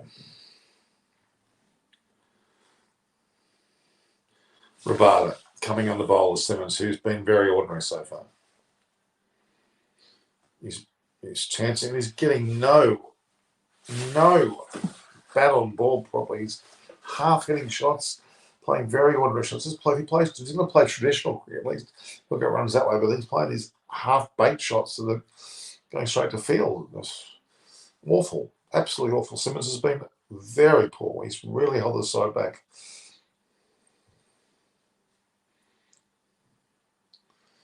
I would have put Pollard in there or Bravo. Simmons has got to go. It's got to just either get runs or get out. Good, he's gone. Thank God for that. That's actually good. That's a good thing for Western is to have Simmons out. Honestly, now we'll see some actions. Hopefully, we'll get either Bravo or Pollard.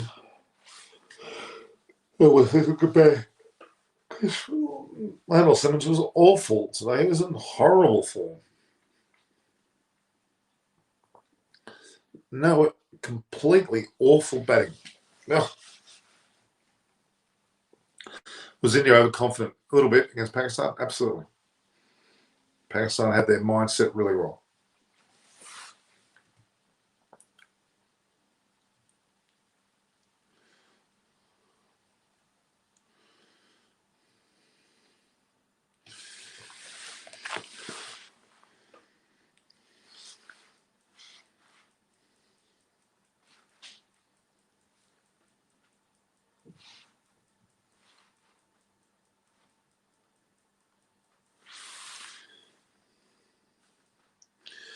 It wasn't an interview that I wanted to upload as well. Simmons has played more than a quarter of the innings. And he's gone now. That's worth a worry about. He's gone now.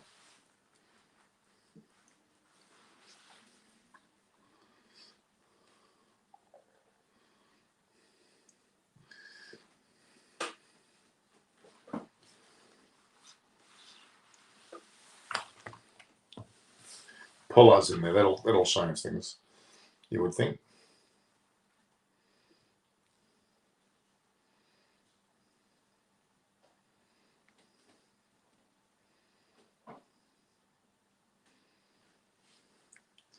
Pollard immediately showing some intent.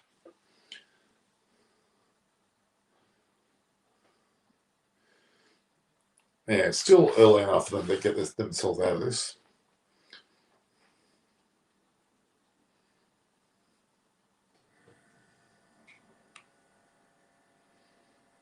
It's kind of a good thing that Lionel was realised he was batting badly and then he had to get himself out.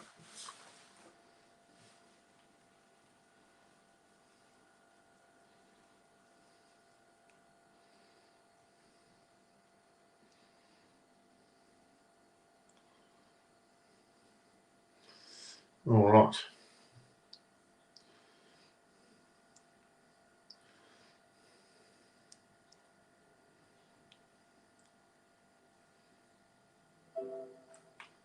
Very awful.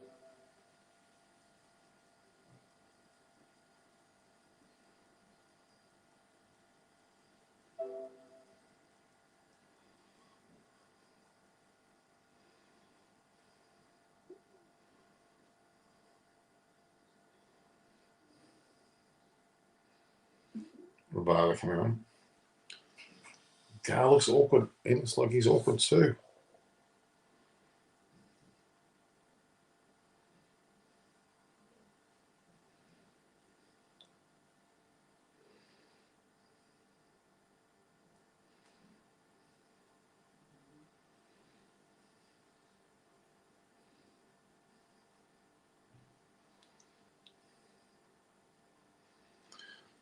This match is too done and dusted versus. Oh, this match.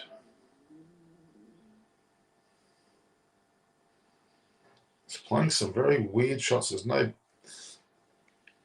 very lumbering these two.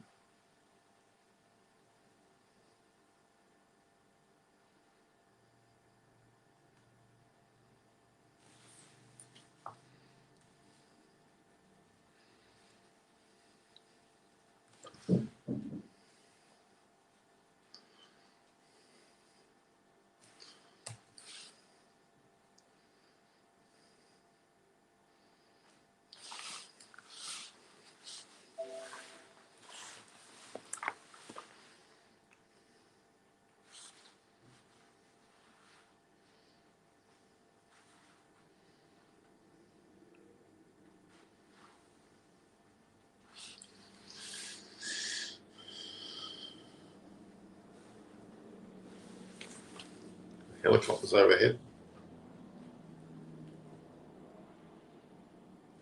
Usually It's much not like Dustin, but anyways, you'd think that it's in the favour of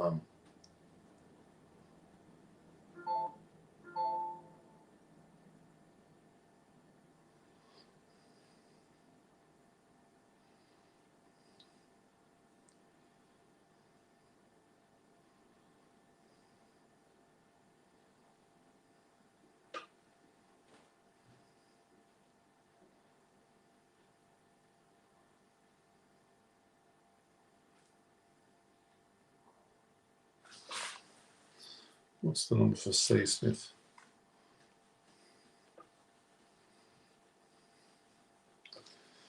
Oh boy.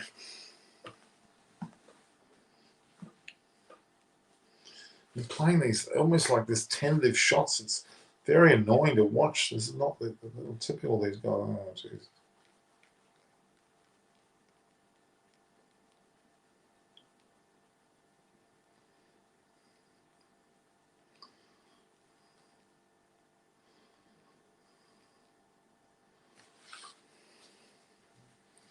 Carl's playing another something. I think it's actually both he and Simmons look to be in the same boat.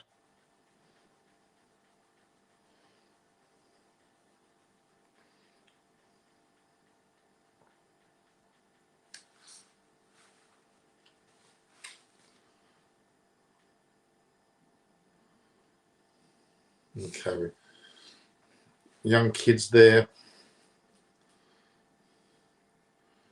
Why would you be blocking at 14.3 overs with several wickets in hand? That doesn't make any sense.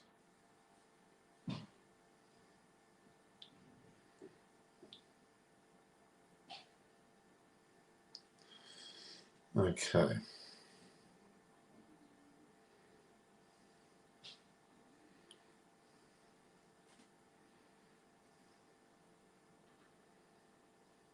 Here we go. These two are very. Rahul Dravid officially applies to the post of India's head coach. Yeah, we knew that. He's already been selected. I thought he was already India's head coach. Officially, that means he's Russell has lost his charm. C Sports, yeah, I really should. Unlike we're watching with this channel, and that's not the point. We know that it's already been announced.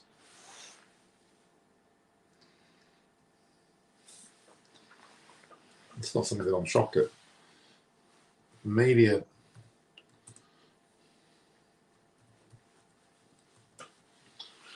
Conference.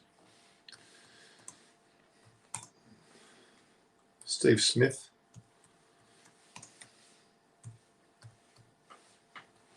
I don't know what they're interviewing some very interesting sort of characters, you would argue. Master Gale.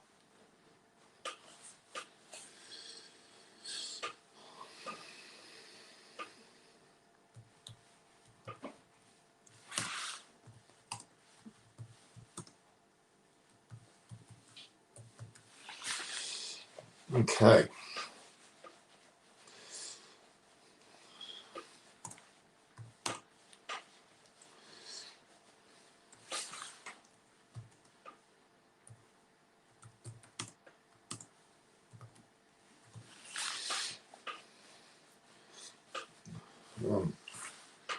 Don't take too easy.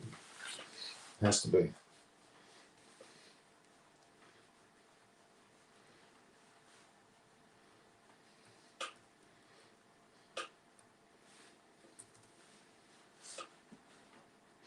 Okay, so I'm saying the Sri Lanka threat, there's a wicket fall, has that? No, they're coming together. Pollard's, these two just dawdling. They've got 5 overs to go. They need, literally 5 overs of hitting. Because 10 runs an over, that's probably, if Drum's playing, that's why Circular has said Gale should not be an alternator. I think Gale needs 1/6 per over to keep up the strike. Yeah, but he'd want him to get more than that.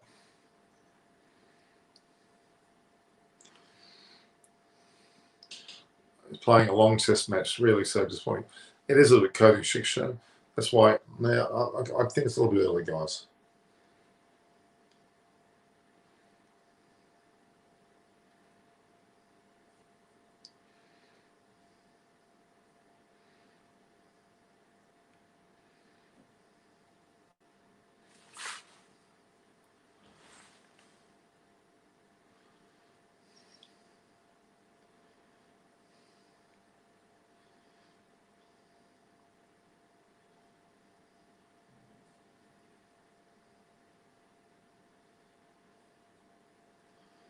Yeah, the West Indian guy, that's true of Penny.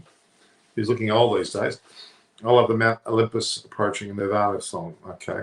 Great to see you using the same song on your videos. Why is Guru Eden Gilchrist Shane Moore not commenting? I don't know. Gale should open. He's older than me. He can't run. Okay. Who's that six?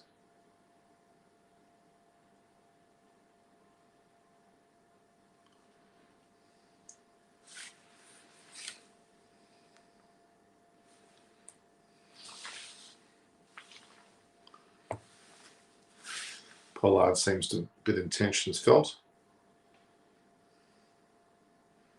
Yeah, not to be mucked around with now. Pollard is capable of going nuts, as we know. Lovely shot. Pollard can go nuts now.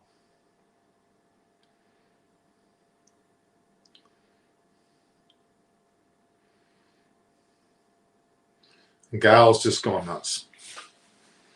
Gale has hit an almighty 6. So, guys, let's just be wary of that. Like you go nuts now. We're going to need to go nuts. We know these guys are capable of doing it.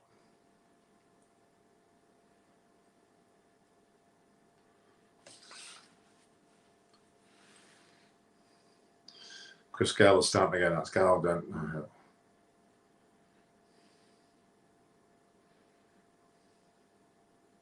That's a wide, huge wide, humongous wide.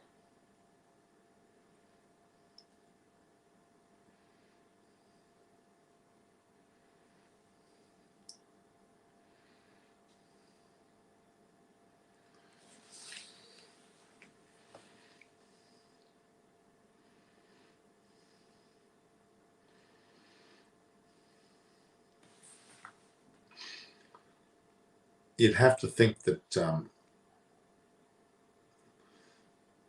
Gale and Pollard normally would be the two that you would go to. Now, I must be included at least. It's a mistake now. He's gone.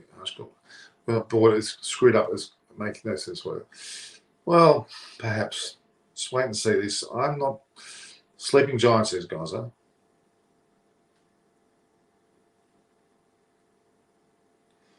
Element of sleeping giant going on here.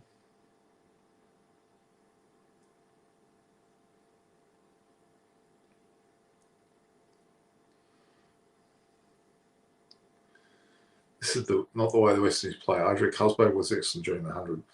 Yeah, he's still floating around.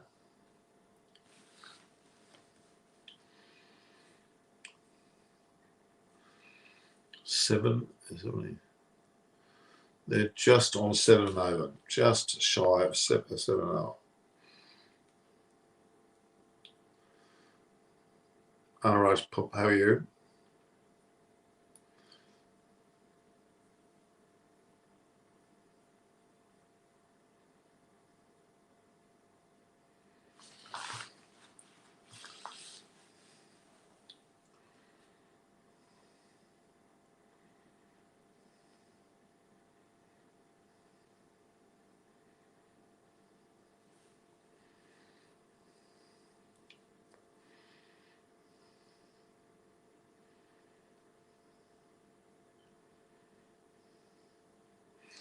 Kieran Pollard on strike for about 140 is 140 is a complete.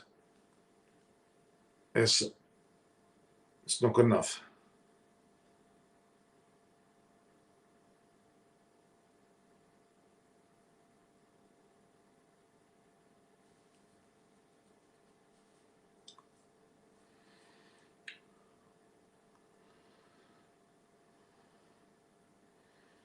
There's a no ball apparently. There's a free hit going on.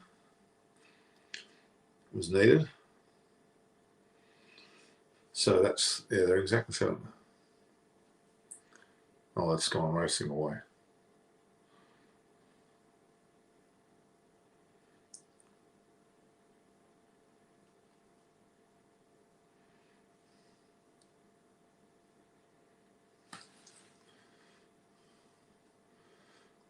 Maxed it pretty well. Not overly well.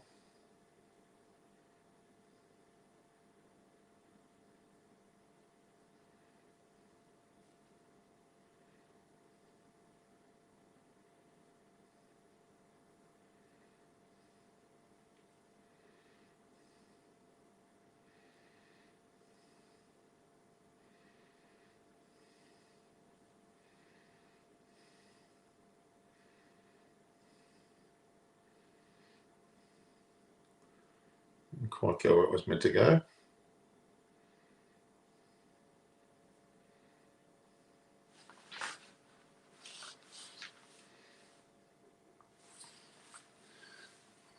Afghanistan's displayed the best batting in the World Cup, not far from it.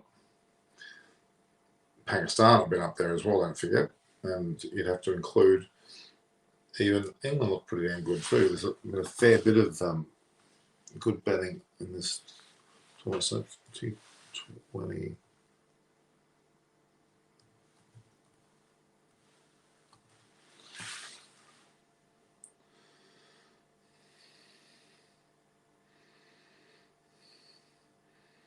The ball is sat there from Rabada.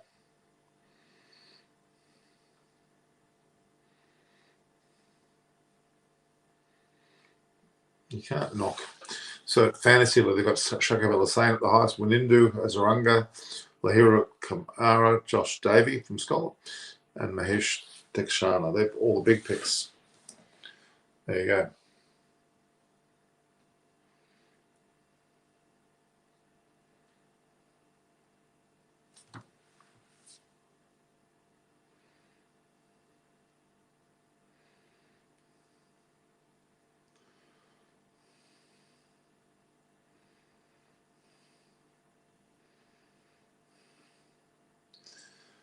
Pye's got some runs there.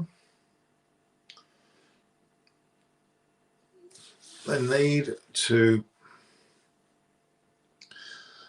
140's absolute minimum.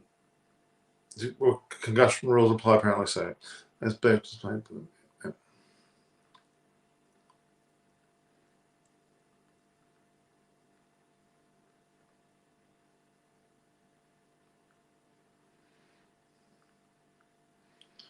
Has to be wide. Yeah. Awful delivery.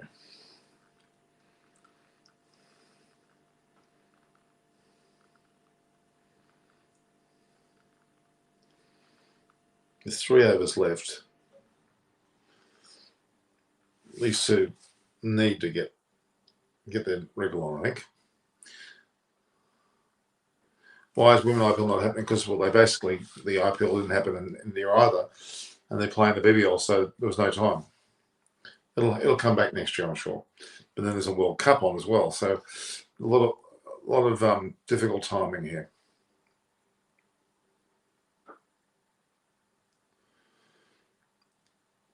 Yeah, this is awful batting, but South Africa, I'm afraid, are even more of an awful side. Roston Chase, he's a good player.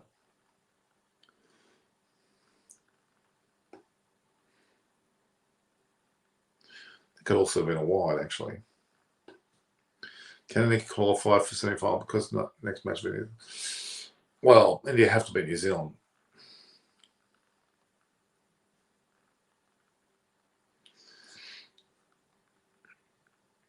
it would be good for India to beat New Zealand, because if New Zealand lose to Pakistan, that'll throw New Zealand right out of the equation, and we'll leave India and Pakistan alone. Andre Russell should be the next in. He looks like he's next in.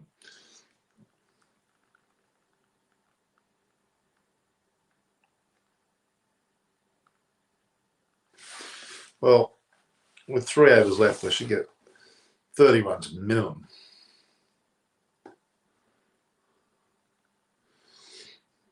Lockdown and Ahmedabad new team to IPL, that's correct. And money's important. They've got almost $1 billion from one of the, I think it's the Lucknow franchise. Ahmedabad, amazing.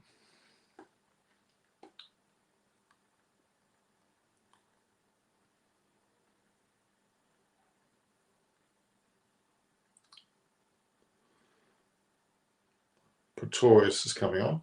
He looked okay in the previous match.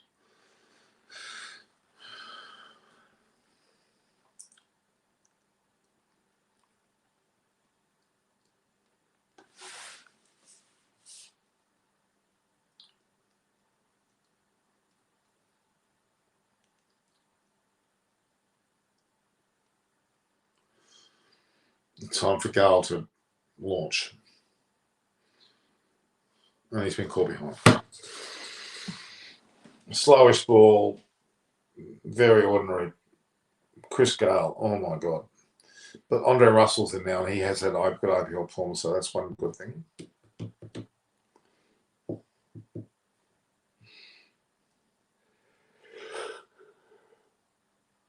Very underwhelming, the old.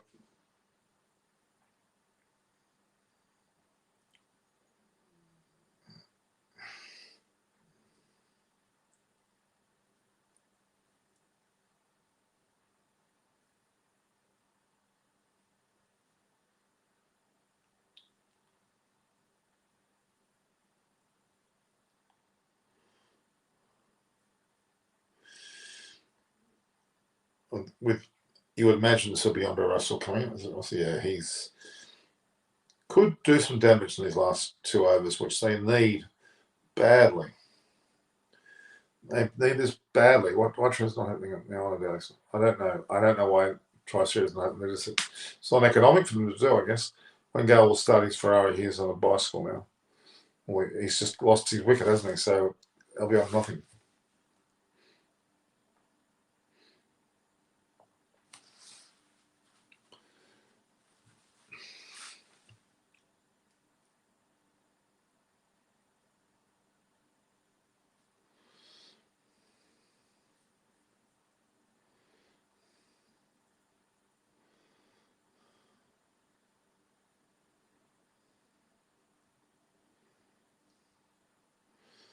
Immediately, Andre Russell has effect. Immediately.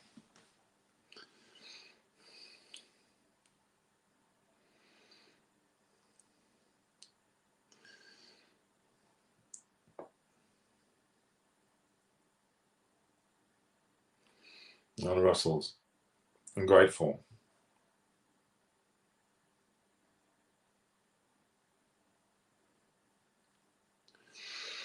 Why would you put a person at what is virtually a very shortish straight wicket, straight shot?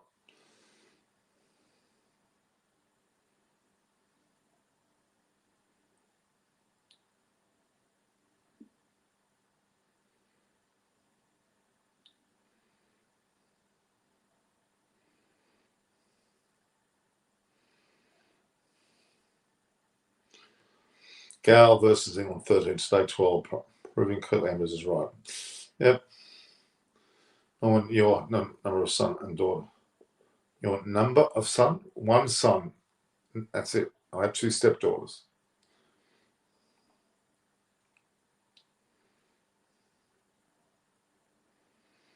I assume those almighty whack, but there was someone down there. A lethargic score here, but against a even more lethargic South African side, you would think that they've got a pretty good chance. They're batting second, though. That's probably where the problem starts.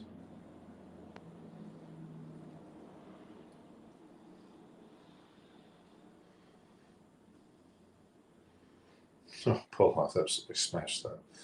You got this ridiculous shortish head off in on. Winter arrived in Australia harsh. Australia is going from spring to summer. What's happening, Norman? Well, we've got the West Indies at 4 for 130. I should be putting the scores on the bottom, shouldn't I?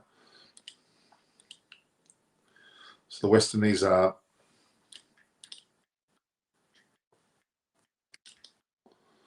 a 4 for 130 in what is really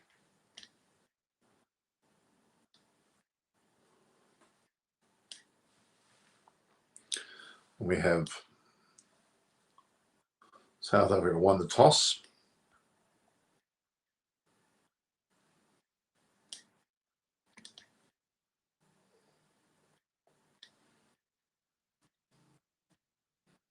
And bowled.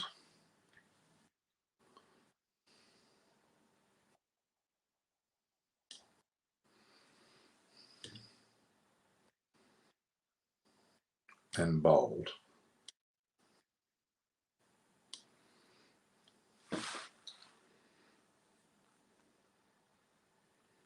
Another wicket. Is that Lee Russell? And he's still there.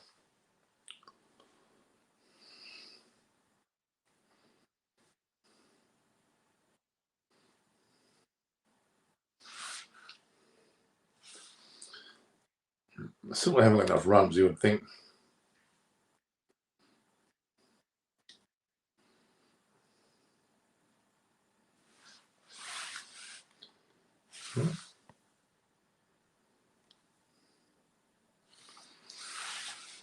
So won the toss and bowled. West Indies are 4 for 131 after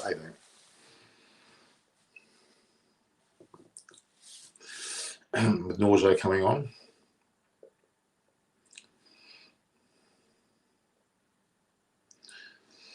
If they can score 20 off the last 20 off each over, they'll be 171. That's pretty good. Let's see if they can do that. Paul's on 22. He's not mucked around.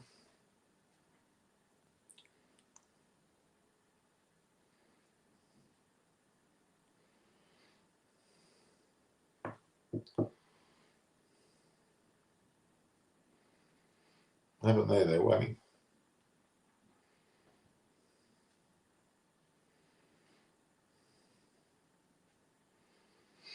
Well, they've got the right two in there at the moment, that's for sure.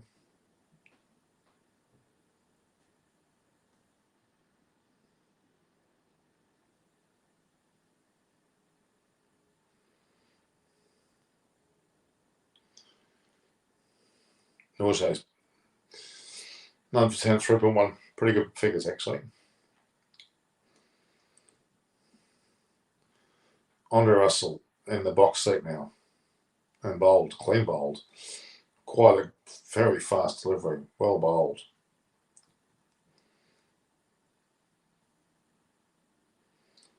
Very, very good ball. Searing Yorker.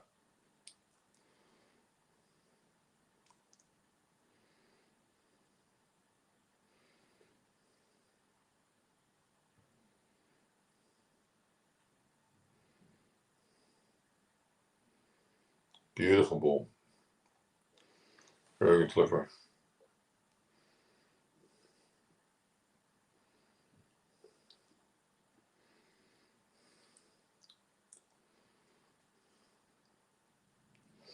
Okay, I've got a few deliveries left, so let's have a look.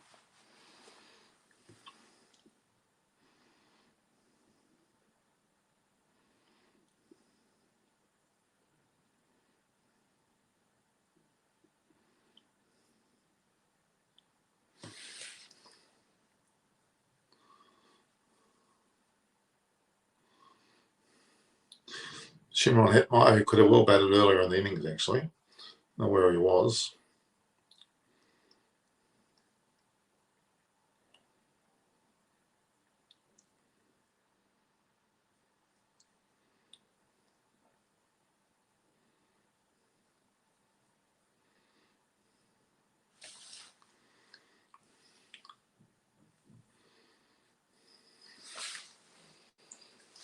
She might have, well, not a bad player to bring in, let's be honest.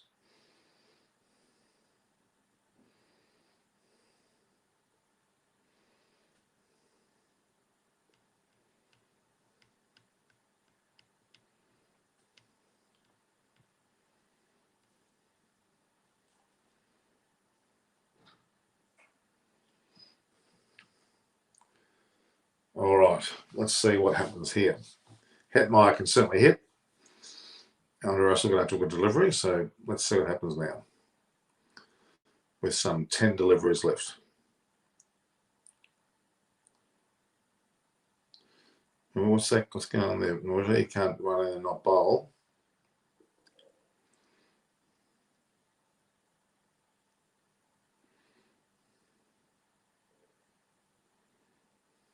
Oh, that tailed in beautifully.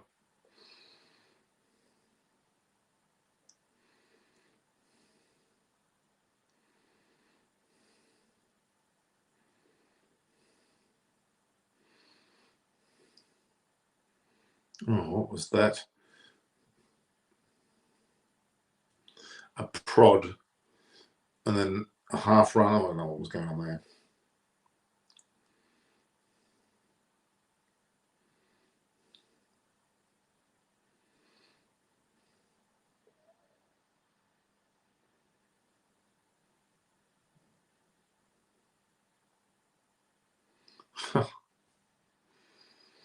Awful running.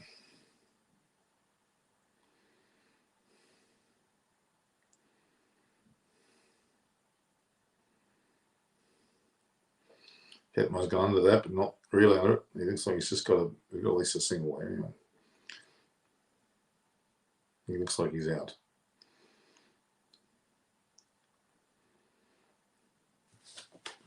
So Hetmeyer looks like he's out.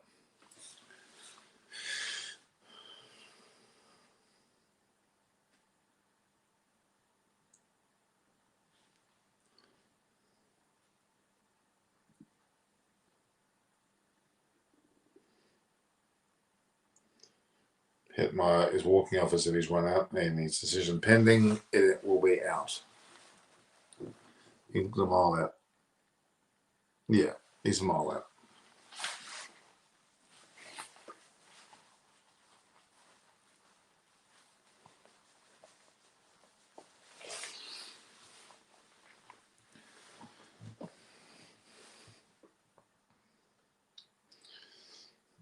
Some pretty ordinary playing by the, but at least they got some sort of total on the board. Now, who's in next? I think is it one of the young blokes?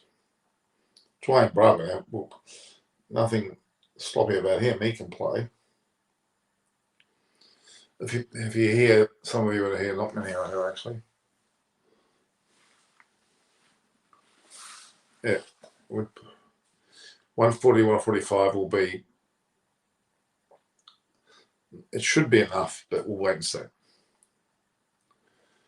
Now to get there first.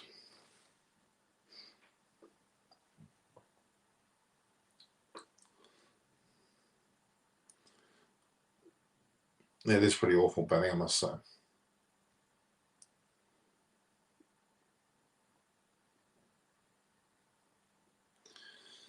Oh boy. So I'm probably going to cut off here, guys, and I'll come back when the Pakistan game starts.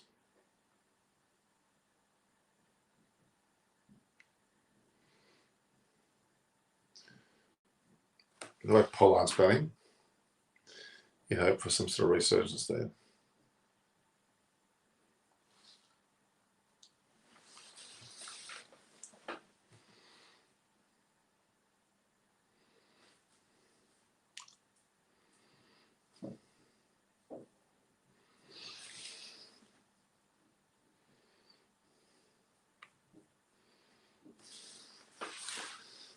Bye. We'll see you. We'll talk later. I'm going to be on throughout the whole time, okay?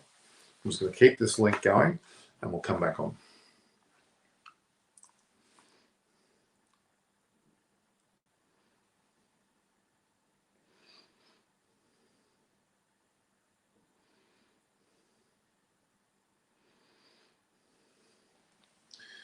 Or the 19 overs and 136, so they're still above that 700 over. Harsh, would you stop writing these comments? I'm going to block you, Harsh, really.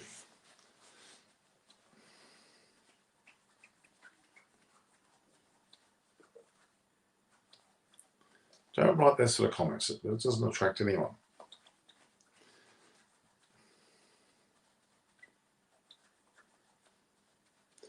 Oh, we're going for 2.5 hours. I think we're going to stop this. Yep. So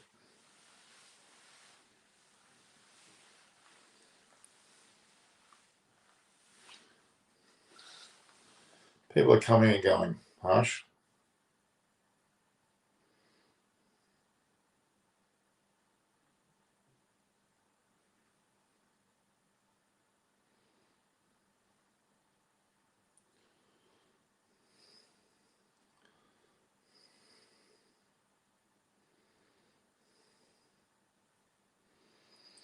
Last over to go, and then we're going to have a break.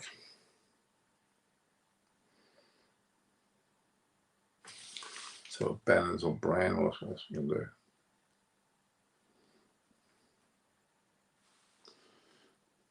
Six 136.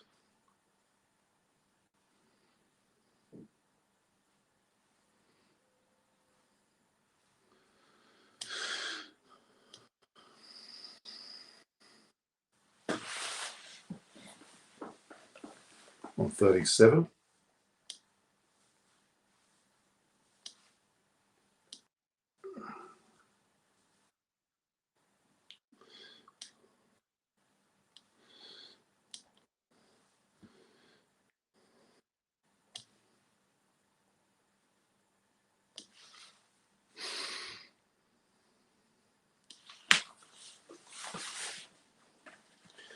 Haven't got many balls left. The old West Indies 6 136. It's pretty damn ordinary.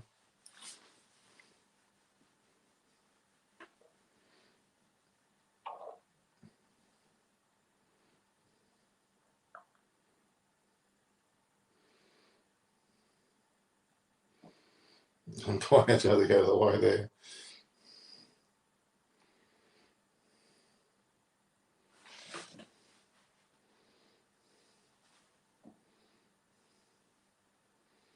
Not sure what happened there. Where's the umpire going? Is he going off or?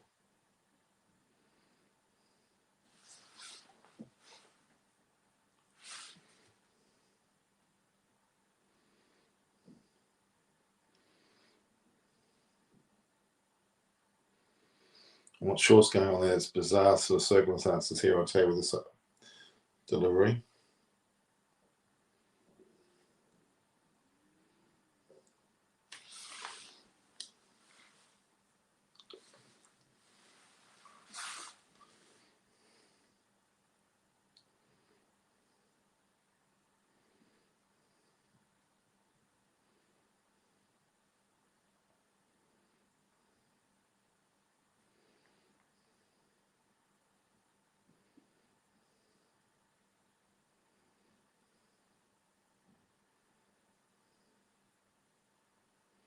Oh, it looks like it was bounced to me.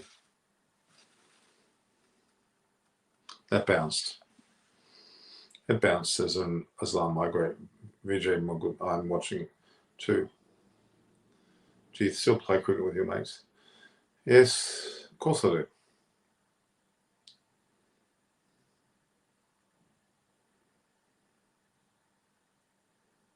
Not out.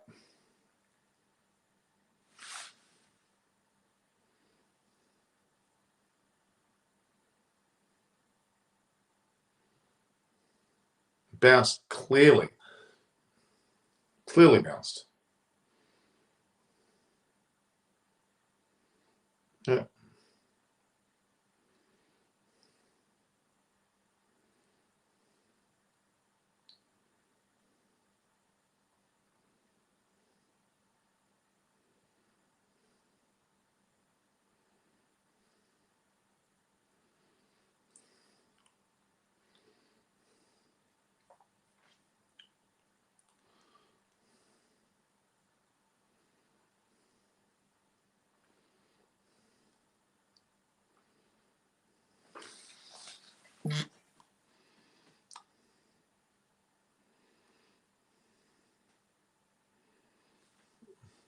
I think it's going to give it not out.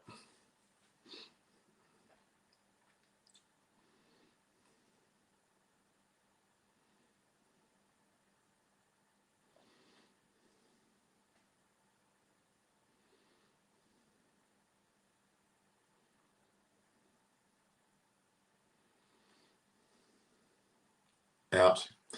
They're calling out. I would have doubted that.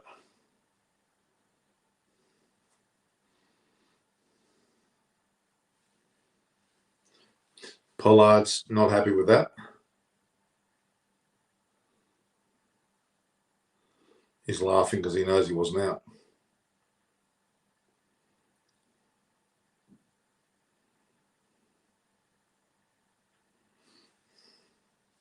He's got to come in and bowl well. That was a hard decision. I totally agree.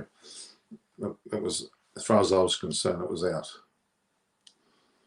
Not out, sorry.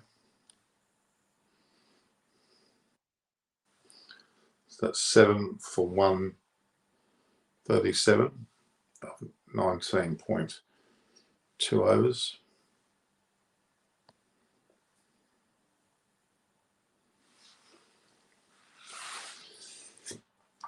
It's not a great total. Just wait and see what happens.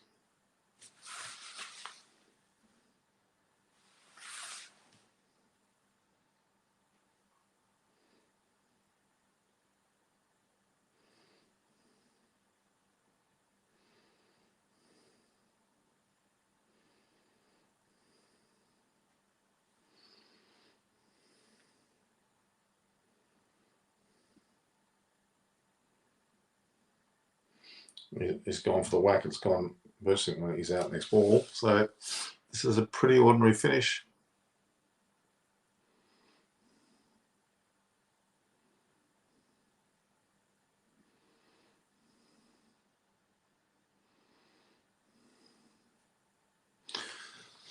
Oh boy.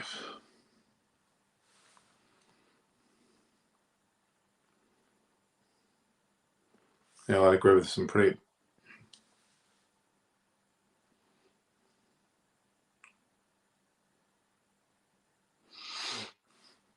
Vijay, the problem with India, they basically were outplayed by a better side on the day. The two, Baba Azam and Rizwan, played particularly well, and nothing went their way, and they just didn't have a chance, and they were outplayed. Their bowling wasn't necessarily poor; it was just outplayed. And you can't beat good play, can you? You can't beat someone who's playing well. Well, Sanders in the bat, and he can't bat, all I can gather. 8 for 137. It's just not enough runs. Not enough runs, guys.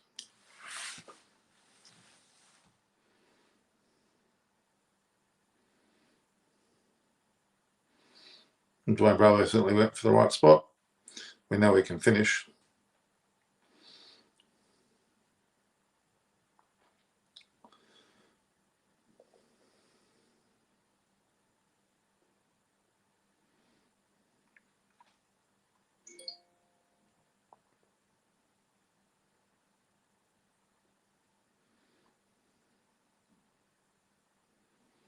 It looks, it has to be, is that a wide?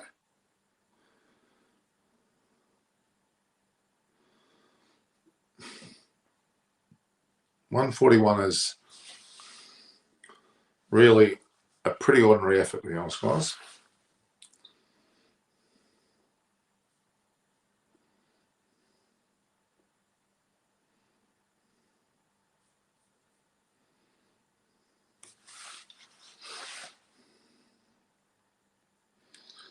Let's play the same shot. He's only got the one run.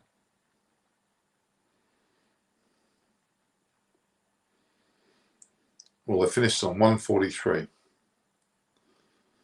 for 8.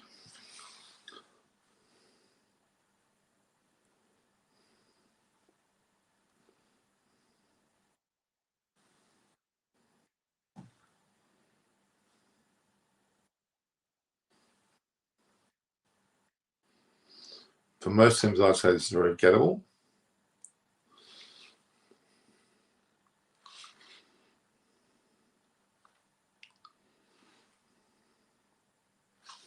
You'd think that was a gettable total, wouldn't you?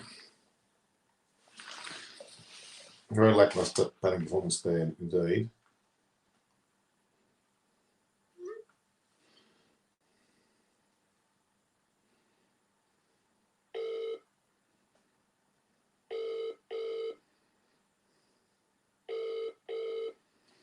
Just seeing what the partner is.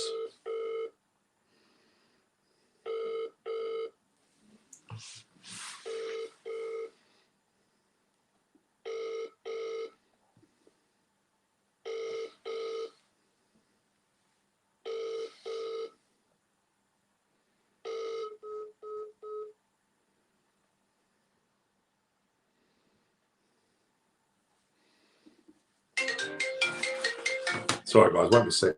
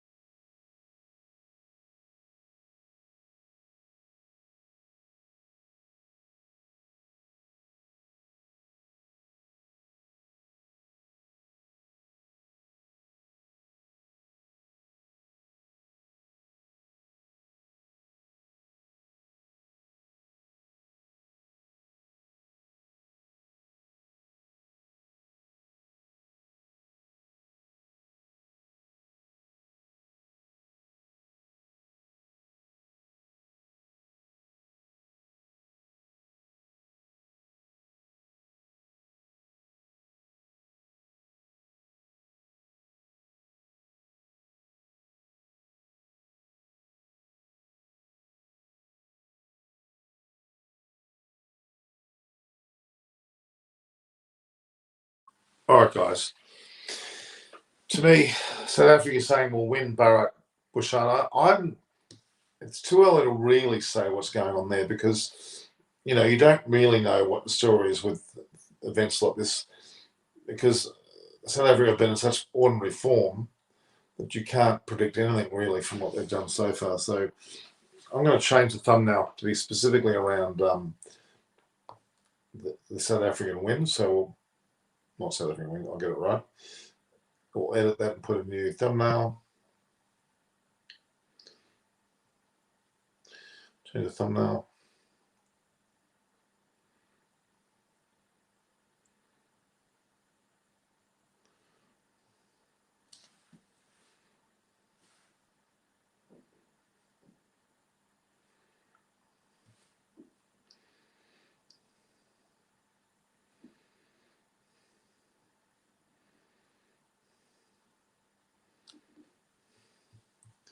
Can't do the thumbnail here, obviously. All right. So let's have a look here, guys. Just give me a second. We'll just have a look what's going on here regarding my photos.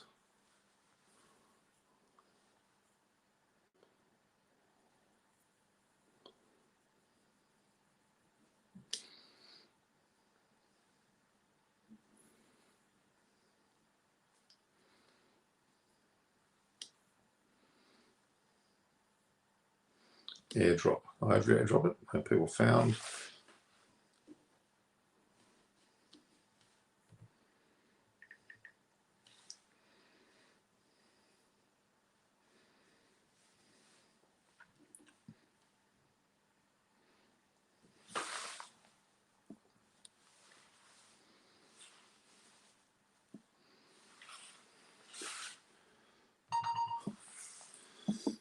All right, here we go.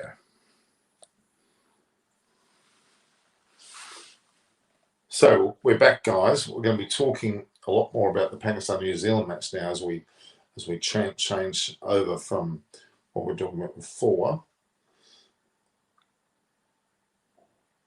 Realistically, we're going to be in a bit of a turmoil here regarding the whole shebang for. Well, again, I'll repeat the score. After 20 overs, the West Indies are 8 for 143, with South Africa hitting 144 to win, which is not exactly a problem under normal circumstances. I would say that, but I'm not exactly convinced that we've got a situation here where. Let's see what we've got here. So we'll go. Okay, so we've got 20 ICC 2020 World Cup. We've got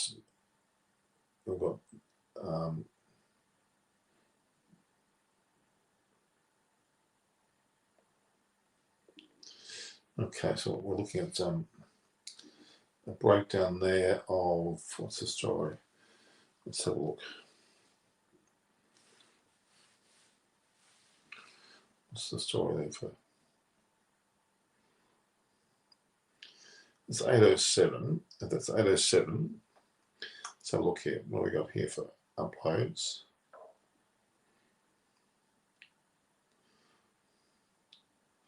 Pars was 806. Okay.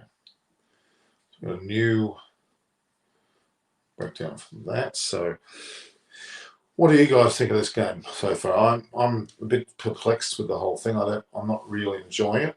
It's very frustrating to see a West Indies side not play that well.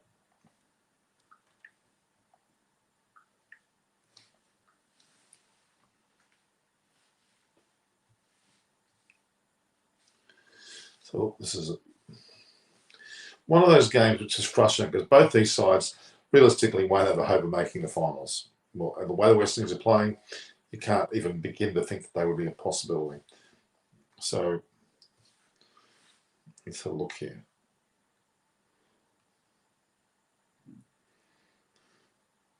Interview with Steve Smith was interesting, certainly. Pav Shah, how are you?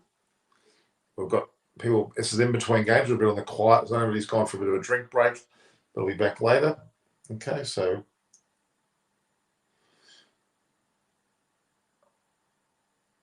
certainly have a date with a lot to happen.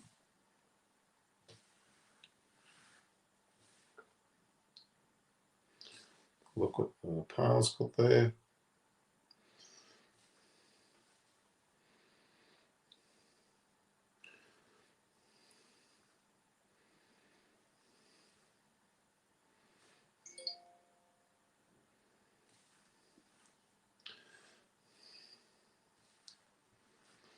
So we've got not a lot going on in regards to the match itself. It's going to be once the West Indies. Well, you would assume that the West Indies can defend this. You would think, well, there's no what. Well, because it's been going on for 2 hours 49 minutes past show. We're basically just in between games. People have been on and off quite a bit. It's just they're not watching now, but they come back, guys.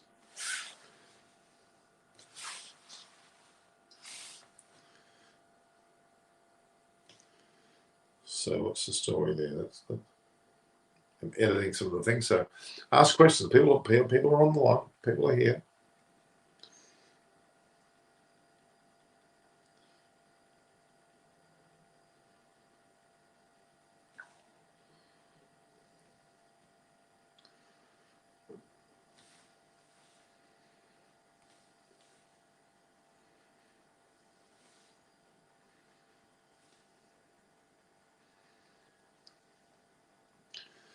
What's that? Pakistan, New Zealand. You can't change it. Okay, I keep forgetting that we don't do it there. So just awaiting the change to the live broadcast. I don't think I can change the live broadcast.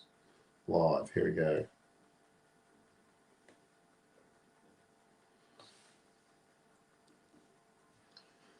So we can't change it.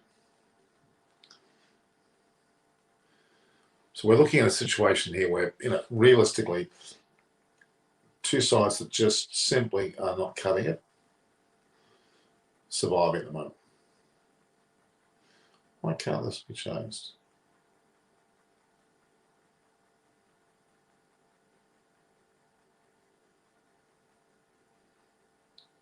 Why can't we change photos post? Do you think they'd be able to do that? Why?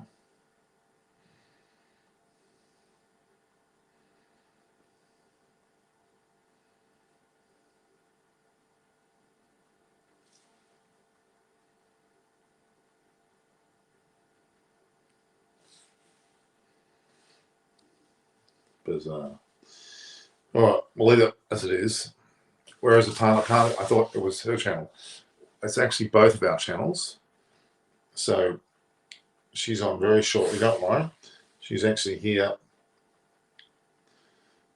We've got a collaboration going between the two channels, by the way. Just to let you know if you're not aware of that. And so she'll be here, don't worry.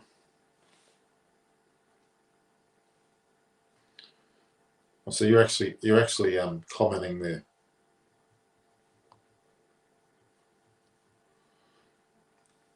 She'll be here soon.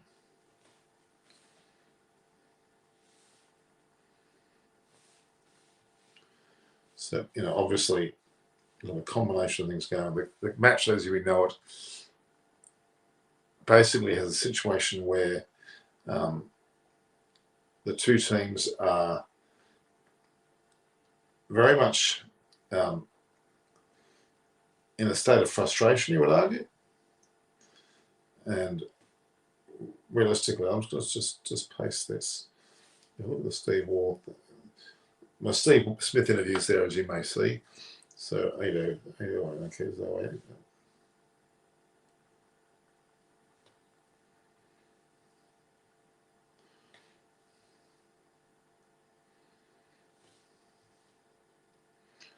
Pressure.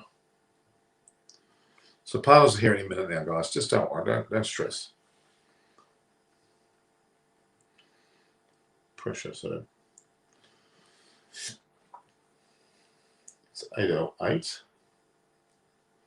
If that's 808, then what's this one here?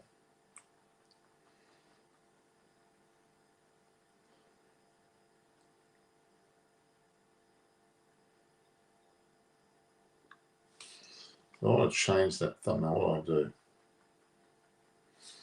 It's not letting me change.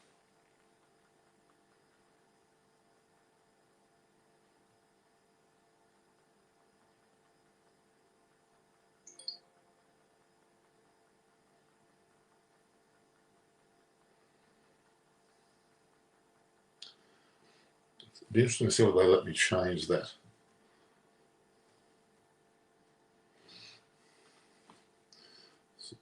So I need to we need to change this thumbnail. Let's have a look what we can do.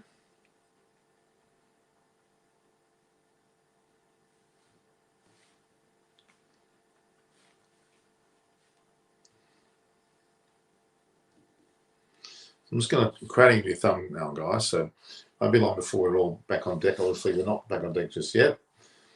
We've got a match which is really a bit of tenterhooks at the moment, you would argue.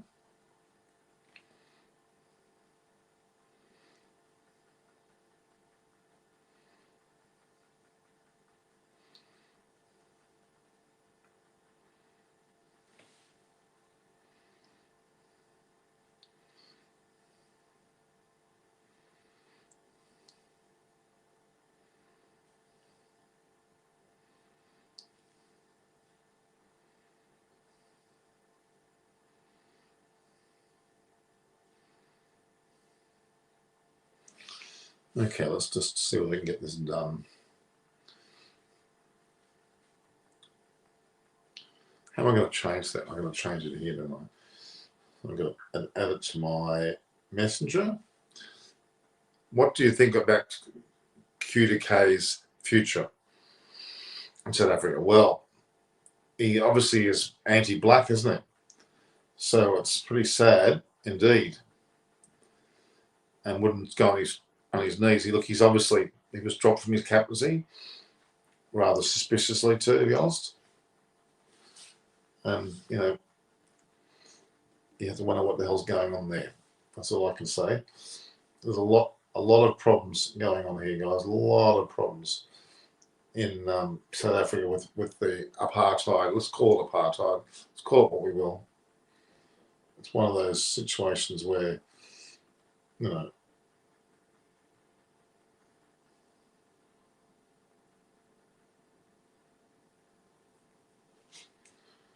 so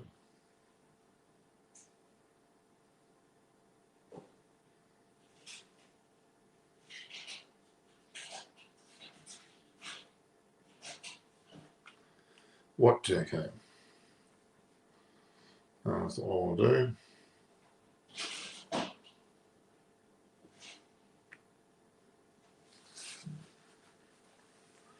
Trying to save some photos here. It's disastrous, guys.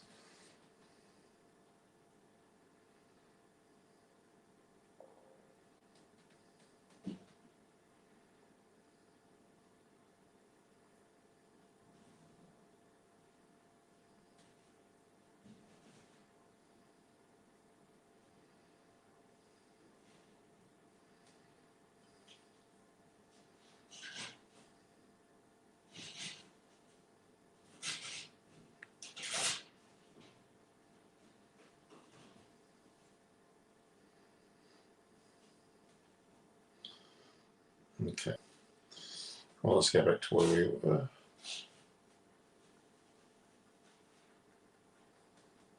So just try and download, change, or in fact change. The Quentin de Kock situation is disturbing, to say the least. That a player in this day and age can actually take stand, and obviously they're not happy with anything other than that. Okay, listen.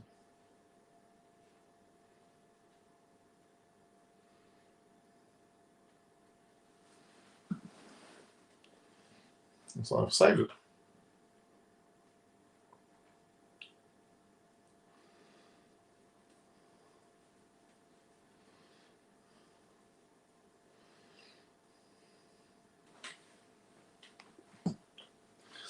All right, so as far as we're concerned, South Africa, you know, are really in a situation where they can't afford to not do well on this match. They've got to really take charge of it. I think they would be back on deck now.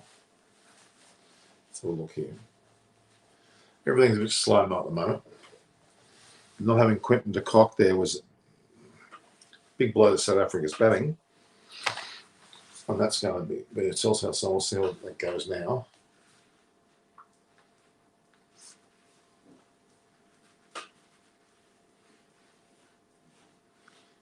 String Foxtel.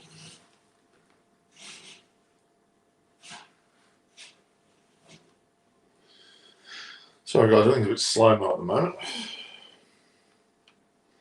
As just a recap, of course, South Africa won the toss and elected to bowl, put the West Indies in. West Indies got 8 for 143. Ravi Rampal's rampaging in. And West South Africa really lost their first wicket. Van Dusen is in, Hendricks is in. Targets with 1 for 5. It looks like South Africa might be in a bit of trouble. Ravi Rampal, he's not a young guy, is he?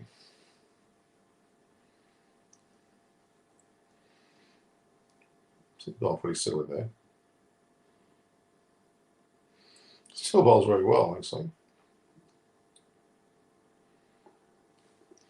What was the first wicket that fell? I'm afraid I didn't see it. That's the story here.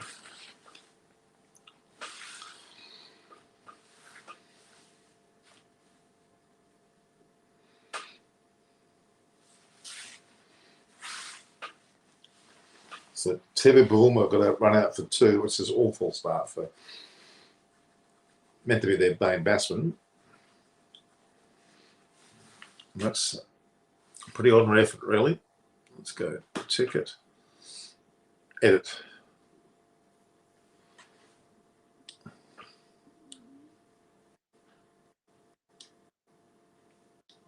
South Africa.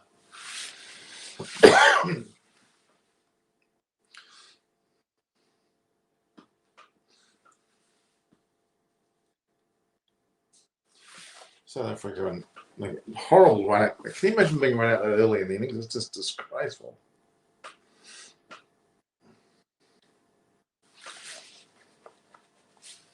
Ravi Rampal's rampaging quite nicely. It's quite difficult to. He's quite steady, isn't he? 1 for 6. 1 for 6 off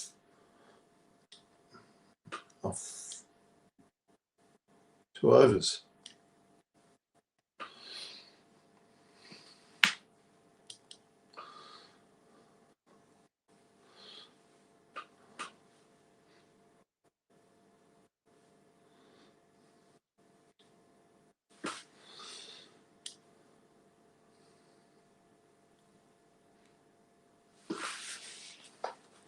So this SA 1 for 6 off 2 overs. It's pretty. Yes.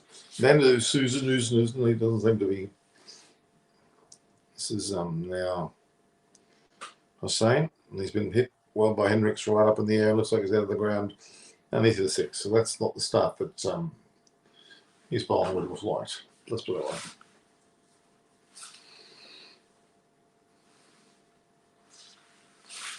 Q to K is the only talented person who could have let her figure out, but they are losing him as well. It's Lendl desires. Test cricket, not T20. Yeah, that's true. He had a pretty one though. That wasn't a bad shot there by Hendricks.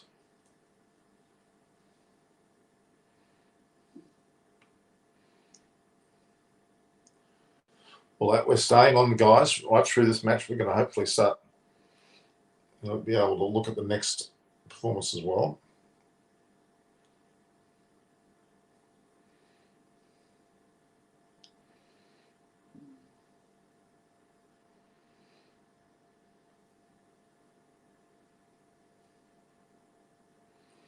It's way too short. Way too short. Yeah, South Africa probably are in the better position to win this match. I'll have to say that begrudgingly.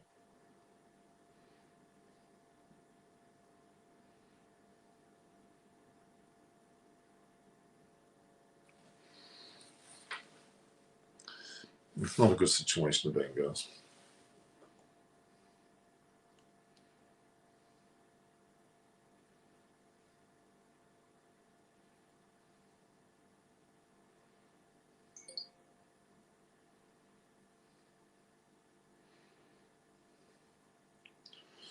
A bit of discussion about the spin bowling, what he's doing. They're not happy with what he's bowling way too short.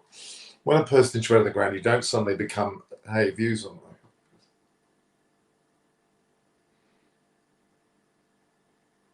Arrows qualified. We're back on deck now. The vids are just in replay, aren't they? So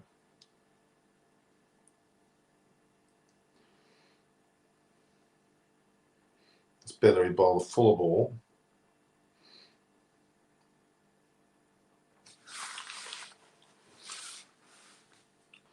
Andrew Husen.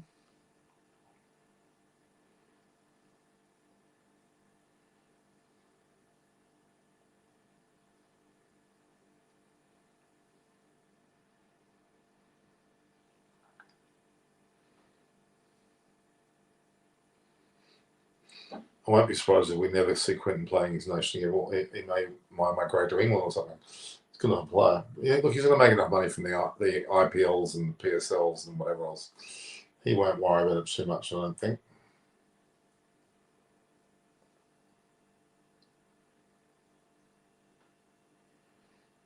Oh, gee, that was almost a catch.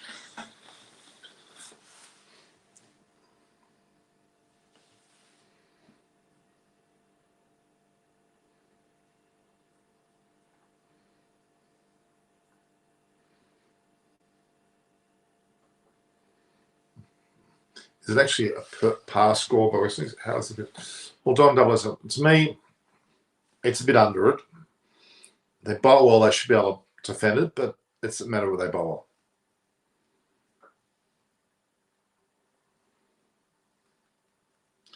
Views on the IPL bids. You want the views? Call for. Okay, the views.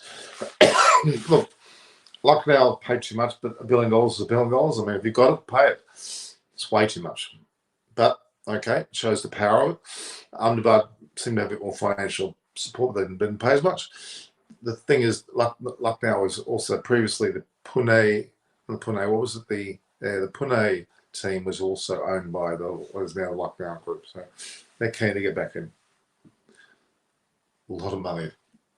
They're investors. A lot of money.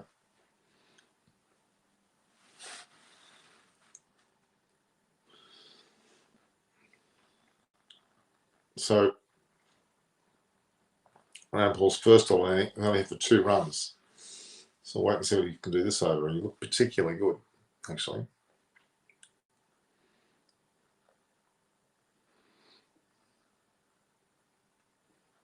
Can Quinton come to Australia and play? It probably would take a few years of migration rules to apply before he could.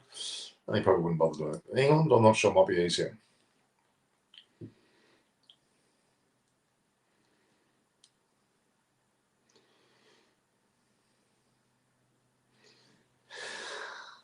Well, so there we go. So a reasonable stuff. There's good old one of the South African ex-players.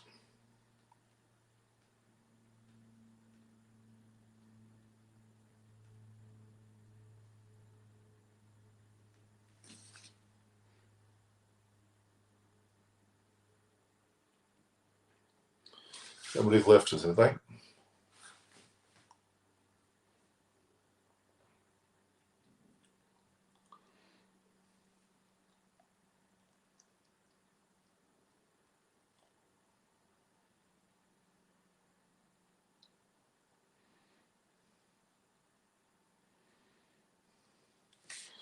On 46.70.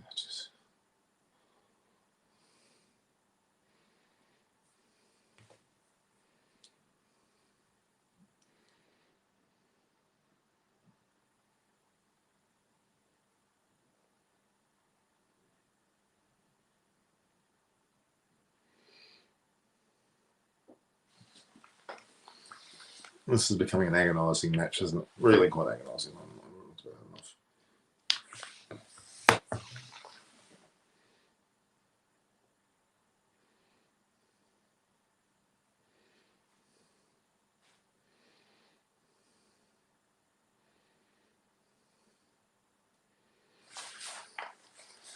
Okay, this is not working. All right, guys. See you later.